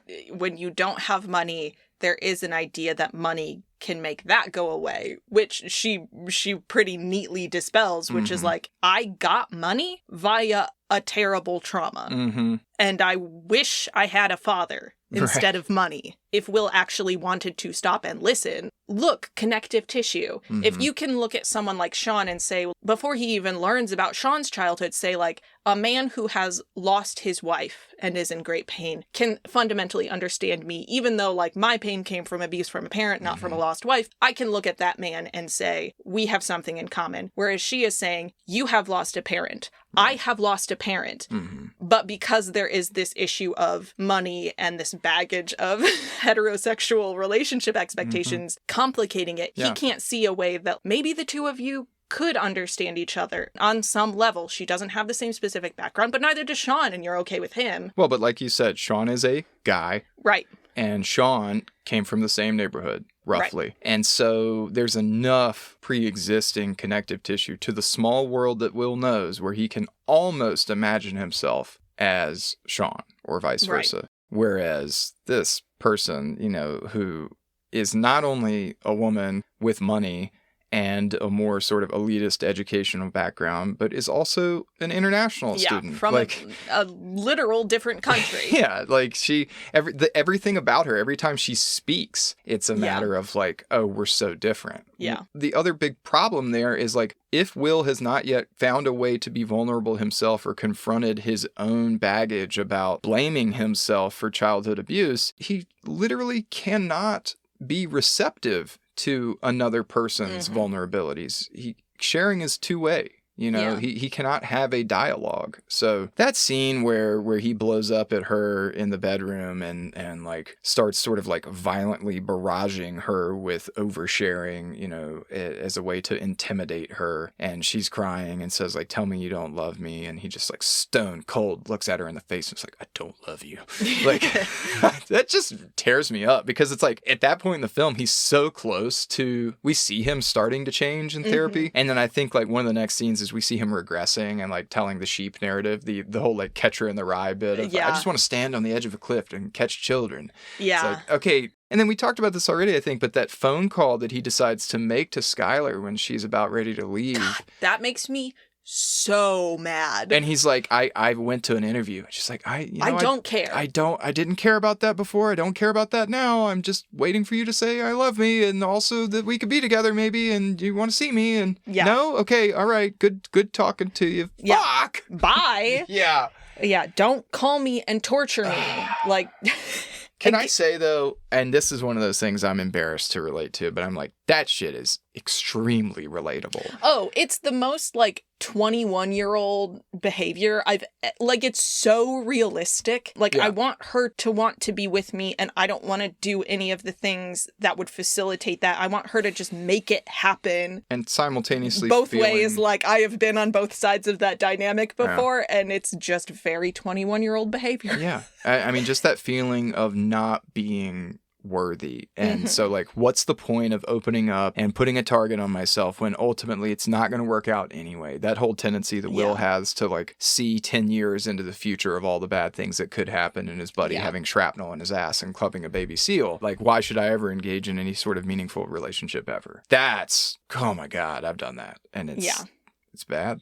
Fellas, don't do that. Don't do that. Well, and ladies don't do that either. Ladies? Listen to Kelcee. It is a very, understandable impulse across the board. I feel everything in this story is so complicated by, the end of college, too. Oh, yeah. My last year of college, I did some unhinged things in the context of romantic relationships because there is just everything is about to change and I might never see you again and that's freaking me out and it does, people behave a certain type of way right before a big life change like that. Really, anyone who met me before, I don't know, the age of 29, basically, I'm sorry that happened to you. And even then, give me a couple of years and I'll revisit 29 and I'll probably be yeah, no, that wasn't good either. 40-year-old us is going to be in here damn, my God, we were so stupid in our 30s. We're going to talk very differently in our 40s too. We're both going to become old. We're going to open delis in Brooklyn and just be oh man. Mine went Minnesota. I can't go. I'm sorry. Oh, jeez, Louise. Okay, you're going to go to Brooklyn. I'm going to go to Fargo. I'm going to go to Jeez Louise town and talk Oh, jeez, Louise. Oh, jeez, Louise. I got to do everything. I got to do everything. I could do it better with the high pitched. I don't know why. So that kind of leads me to my final question here. Is this a happy ending? Yep. Good podcast. Okay. See you next time on A Safe Place for Boys. I have slightly more complicated feelings. Yeah, of course you do. I think it is. I genuinely do think it is. And I think that it really does hinge on the viewer's ability to sit with the undefined, the open-ended nature of what the ending could represent. And clearly, there are different interpretations of it, but that's the whole point of allegory and myth and all that. So I choose to believe that it hints at something optimistic, and I like that. I think if you imagine Will to be the sole protagonist, it is a much more hopeful ending. If I were Skylar's friend, I would advise her not to see Will anymore. Hey. I don't think Will, at the end of this story, is in a place yet that he will be a particularly good partner. I think he is not done with his journey. I think he is in a much better place than he was at the beginning of the story, certainly. I think he is ready to kind of start a healing journey. It worries me to have a transition from mental health professional to girlfriend, because that is unfortunately a role that a lot of women sort of inadvertently fall into. For men, you have to do the therapy. And I mean, I'm glad there is that bit about Sean giving him his phone number and being like, call me anytime, I'm happy to keep helping you. But the fact that he is leaving his support system and, at least the like formal weekly therapy is over and he is going to a brand new place. So this big life change for him to see a girl with whom he doesn't have a stable relationship yet. She loves him. It is implied that he loves her. I don't think they should move in together right now. I'll just say that. I think maybe keep dating a little bit, but it just seems like that is, from her perspective, maybe not the best choice in the world to be like, yeah, we're fully in love and we're committed to each other. Part of the reason I can read this optimistically is because I also am thinking like, okay, Will's not the only protagonist here. There's Sean, and he goes on his eat, pray, love journey, but they have the phone line connection. So I choose to believe that Will is in a space where the one thing that he's going to hold on to, despite them both traveling, is this contact with Sean. Yeah. If I think of Chucky as another protagonist, I'm happy because Chucky tells us the thing that would make him happy is Will leaving. And Will leaves, and we get to see that scene of Chucky walking to the door, and he's not there, and he shrugs, and he's got that shit-eating grin on his face. He's like, I don't know where he is. Who knows? Yeah, and then Morgan gets to come and sit in the front seat. Oh, yeah. But the other red flag is like, okay, he accepted this job with McNeely and then quit immediately before day one. That's not a great sign. Oh, shit. Like, so, okay, now we do have to worry about, okay, you get out to California. You haven't thought this through. Are you planning on living with Skylar? Are you gonna get a job? Does that mean you call Lambeau? Are you like, what's your plan here, bud? And he doesn't have one. But that's kind of the optimistic thing for me too, is it's just showing that he is willing to take a risk and he's willing to explore what he wants to do on his own terms. But as you mentioned, Skylar shouldn't have to bear the brunt of that. Like they should find a way to maintain the distance they had as they were getting to know each other in a very short amount of time, less than 6 months. So, but I think that's why it's a really smart move just to have the ending being him driving away listening to Elliott Smith. Because we can sit here and say, having lived longer than our 20s, like, okay, maybe that's not the relationship, but he went and lived in a new place and took risks and explored something and learned something about himself, and hopefully it didn't end too terribly, and then he was free to sort of move on and recognize that he can go to different parts of the world and live different kinds of lives than maybe he previously thought. Great. Excellent. Yeah. When I was in therapy, I had a sort of similar mental block where it's like, well, what if I do the scary thing and something bad happens? And what I did in therapy is my therapist would just sit there and be like, okay, so you get a job and you really hate that job.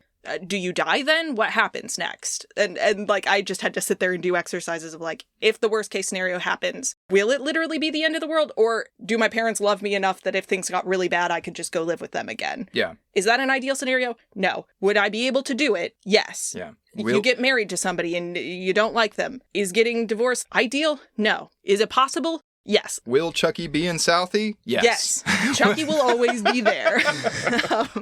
So the question of community and what role it plays in this ending and whether or not this ending is ultimately hopeful, I think is kind of interesting. And I found a quote from Bell Hooks from a book she wrote called Where We Stand, Class Matters that I think is interesting. And I would be interested to talk to you a little bit about if we agree with her reading of this ending. So if you wouldn't mind reading that quote for me, please. I wouldn't mind at all. I will go ahead and say I think there are two parts to this quote we're going to talk about in detail. One I agree with, and one I'm like, I don't know.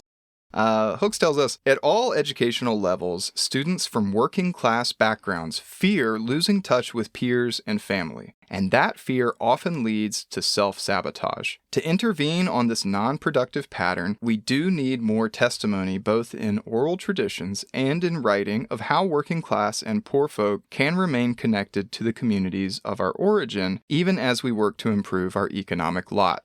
I'm just going to stop right there. Too true. Very true. Love this part. I will just say, I think this is also a pretty good reading of one of Will Hunting's problems. Absolutely. I think that's one of the things he is afraid of, that if he takes a big swing, he's going to lose everybody. Yeah, absolutely. He doesn't want to become these out-of-touch elite that he's been seeing throughout the whole movie. Right. That's a fate worse than death. Bell Hooks continues by saying, Hollywood dramatized these dimensions of class struggle in the hit movie Good Will Hunting. In the film, the working-class buddy persuades his blonde, blue-eyed, genius friend to go forward and enter the corporate world and make big money, even if he must leave his friends behind. Ironically, since he is supported by his poor and working-class peers, there is no logical reason he must leave them behind. After showing audiences the pleasures that can be shared when people cross class boundaries, our poor boy hero has a lover girl from a rich background with a trust fund, the movie offers the age-old message that attaining money, status, and class privilege is the only thing that matters and not loyalty to friends and comrades. End quote. And this is where I disagree. Yeah, I think also this is a disagree. bit harsh. Yeah. I just because we were talking about this before, I just think this is overly reductive of what the film is telling us. Like, on a character level, no, I don't think the ultimate message is that you have to leave your family, your found family to achieve success, because actually if he stayed and worked at McNeely, he could just be still hanging out with Chucky and the boys. Yeah. Like, that wasn't a job that was taking him outside of Boston. So many of those interviews were local. Also, the idea that he's making a choice between money, status, privilege, and loyalty to friends and comrades. How is he being disloyal by honoring the wish of Chucky and, doing the thing that ultimately will have his Southie compatriots cheering his name and talking about the legendary Will Hunting that came from right here? I genius Will. Okay. She is loyalty? She is talking big picture about the overall narrative of this story. There is a lot of talk of the markers of Will not being in a crisis anymore are heterosexual relationship and lucrative work. Sure. That uses his skills. His skills happen to be such that if he was really using them to the full quote-unquote potential, he could be, just by definition, they're almost all very high-paying jobs. There aren't really a lot of middle-class jobs that use Will's skill set because his skill set is bizarre. Yeah. I'm just curious how that violates loyalty. I don't think it does. Okay. I agree with your assertion that based on the dialogue that was written for Chucky, what Chucky wants is for Will to be a healthy, productive member of society, whatever that means for him. She's literally wrong in that his ending has him rejecting a job offer in favor of a different type of risk. So that's just kind of a literal incorrect reading of the ending. Unless he's going to go treat Skylar as a sugar mama. Well, maybe. Maybe he will be. We don't know. That's the open-ended beauty that of it, isn't is it? still him pursuing money. That's just him pursuing Skylar's money instead of his own. That's what I'm saying. I'm that's how Bell Hooks is right. She's yes, she nailed it. She's going to get Skylar's money. I think the idea that you must leave your community of origin, if your community of origin is working class, the narrative the world is pushing, and that this movie does, for better or worse, echo, is that you need to get out of working class spaces if you want to be happy. Unless you're kind of not smart enough to know better, right? That is definitely a message that exists in the world. I come from a lot of places that people are you leave there. Same. No one could possibly be happy setting up a life and growing old in rural Michigan, of course. Right. Of course. Everyone knows that. Anyone who's worthwhile. This message we is live right next door to West Virginia. Yeah. What is the message about West Virginia? Yeah. Is you want to get the fuck out of West Virginia, which of course is not fair.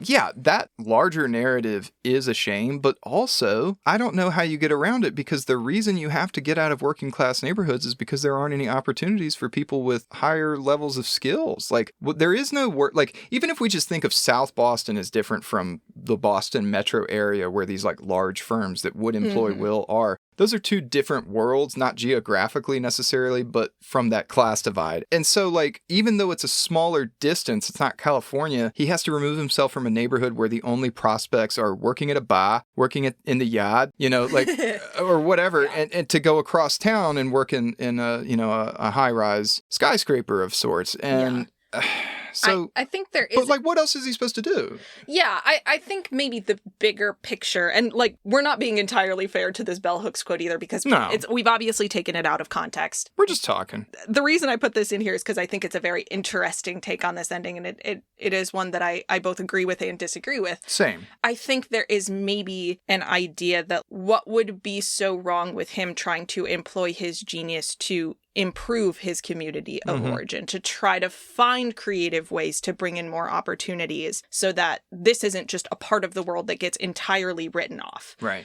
That South Boston doesn't just have to be a place where you only live there because you don't have the skills or the opportunities to get out. But the moment anybody does, they should leave, because it's not a good place to be fundamentally. When we have seen in this movie the love and community that exists there. And I mean, we even have Chucky say, like, I am happy here. Right. And I do believe the work that I do is good. And I do think the movie is trying to grapple with it. It's just that they have chosen such a unique type of person as their main character. Whereas, like, if Sean was the main character of this story, I think you can say, absolutely, he is a brilliant therapist, and he has found a way to employ his skills in his community in a way that is supportive and constructive and is still sort of in line with the values he was raised with. He's not like doing therapeutic gentrification to his community of other like veterans and working class people. It's just that Will is truly exceptional. Yeah. In a way that the vast majority of people in real life aren't. And so, like, I think a slightly less outside the norm person, it would be kind of a shame to be like, well, you're pretty smart. You got to get the fuck out of South Boston. Yeah. That's a sort of sad thing to say when it's like, well, no, the people I love are here, and I want to work to make their lives better instead of literally going to the other end of the country. And this is why I choose to read the ending optimistically, because I'm thinking, like, okay, Will didn't go to college, right? And so, like, I'm thinking of his sojourn here as a way to possibly return. And I'm thinking of, like, the older university model of, like, the reason you went off to school in a faraway place is to learn things that were hard to come by so that you could bring some of that back to your community. And so, like, I hold out hope fully that Will can go explore the world, take risks, see things he's never seen, learn things, you know, that are different about himself. And if he so chooses, if he realizes during that journey that the place that he was happiest was in South Boston, he can come back and make a life for himself there, utilizing his talents to the best of his ability, fulfilling Chucky's dream, fulfilling his dream, maybe bring Skylar with him because she can open a free clinic. He can open a after-school math program for Southie boys or whatever. You know what I mean? And like, but I think that taking that journey is a part of that. Like, I don't think you just have the answers for how to improve a space if that's all you've ever known, because what do you have to compare it to? That's true. And that's why I think it's important for him to just get out. It's not that he can't return. I don't think we're getting that message at all. The part of this quote that I most agree with is, to intervene on this non-productive pattern, we do need more testimony, both in oral traditions and in writing, of how working class and poor folk can remain connected to our communities of origin, even as we work to improve our economic lot. Snaps. That Agreed. is fundamentally true. Highlight it. I don't think that is necessarily the work of this specific movie. I think the work of this movie is people with the level of pain and trauma and who are in need of the type of healing that Will is in need of cannot do that work. He will never be able to see big picture clearly. How can I use my skills to help my community until he gets out of his place of fear? Yep. And at least one way that he can do that in this movie is by leaving his tiny little terrible hovel for a while, seeing something of the world, falling in love and maybe getting hurt and realizing that's not the end of the world either, trying out a job, realizing he doesn't like doing the work that I had to do in therapy too, which is like, okay, try the thing. Did you like it? No? Okay. Yeah. Now we try something else. Yeah. And until you do that a few times, you can't like get past your own stuff. enough to see the big picture. That's why I love the ending. I mean, Yeah. I just think it's open, and we get to imagine the life that he is now able to pursue, whereas before he was trapped in a box. Mm-hmm. Not that there was anything wrong with that box for people who chose to be in it, but he didn't choose to be in it. He's not made a choice in his life. Like, you know, and now he's free to fail. Yeah. Which is a beautiful thing. There is something to, as Sean points out to him, the first choice you ever got to make really was, where do you want to clean floors? Yeah. You picked MIT, and you did that for a reason. Yeah. And maybe you should listen to your own instincts a little bit and see where they might lead you. Yeah. I do like the image of the car driving away, that being the gift that his community came together to give him was mobility and a way of leaving and a way of coming back. Yeah, absolutely. A way of saying, like, you are not trapped in one place anymore. You get to move around. Yeah, that's absolutely one of my favorite scenes where Bill? I think it's Bill. Billy, whatever. One of Bill's 3 lines in the movie where he just opens the hood and he's just like, engine's good. It's a good engine. Good. Yeah. It's a good car. It's a good car. Good car. It'll take you away. It'll bring you back. You know, and it's like, damn. All right. Well, let's wrap it up here. Okay. I think we've talked long enough. I think so. So on a scale of 1 to 10, how highly would you recommend this movie to the boys, and to which boys would you recommend it? Oh man, I know you've said that I've given this grade before. I'm giving this one a 10 out of 10. Wow. I love this movie, and every time I rewatch it, I think like, okay, today is going to be the day that I find something wrong with it, and it's going to age terribly. But actually, like, all the parts that are icky about it are supposed to be icky, and they are villainized in the movie. And all of the parts that are sketchy in the movie, and they're to make you think like, oh, this guy's not a perfect character, is he? Like, oh, this is a weird thing, isn't it? It's like, yes, yeah, life is messy. Which boys, though? I think any boy can take the lesson of thinking more deeply about therapy and counseling and having a productive mentor relationship. So, I don't know. Do you think that there's a particular sort of subset of viewers that this is meant for? I mean, this certainly is it's a very rated R movie. There's a lot of yelling, there's a lot of fighting, there's a lot of swearing. Yeah, I wasn't thinking about like age. I don't think like class-wise or geography-wise there's any real limitations, but I do think like this will hit kind of starting in high school. Yeah, I was going to say, be a high schooler. Honestly, just be a teenager. Like, you know, this is a very teen sort of movie as well. Yeah, I'm on 10 out of 10. What are you at? I think I'm maybe at like an 8. Really? I think this is a really beautiful depiction of therapy. I mean, Matt Damon fully understands the mentality of this character, and it is an eerie almost depiction of like a very specific type of psychology and inner turmoil. That scene where he's just like unraveling at Skylar is just, it's genuinely brilliant to me. I mean, obviously like Robin Williams is spectacular. So an 8, huh? But oh, okay. What I will say is he doesn't face real consequences for throwing Skylar against a wall and screaming at her. And that, I think, is another, like, again, on the level of allegory, sure, but I have a very hard time endorsing the idea that if a man treats you that way and then continues to, like, psychologically torture you afterwards by continuing to call you, I don't think that's good. I don't think the romantic relationship in this movie ends in a healthy place, and I am hesitant to say, yeah, absolutely, isn't that so sweet? Yeah, that's a good point. She should not... He throws her against the wall. I have such a hard time with that scene. It is incredibly accurate, and I do think her reaction to him afterwards is accurate.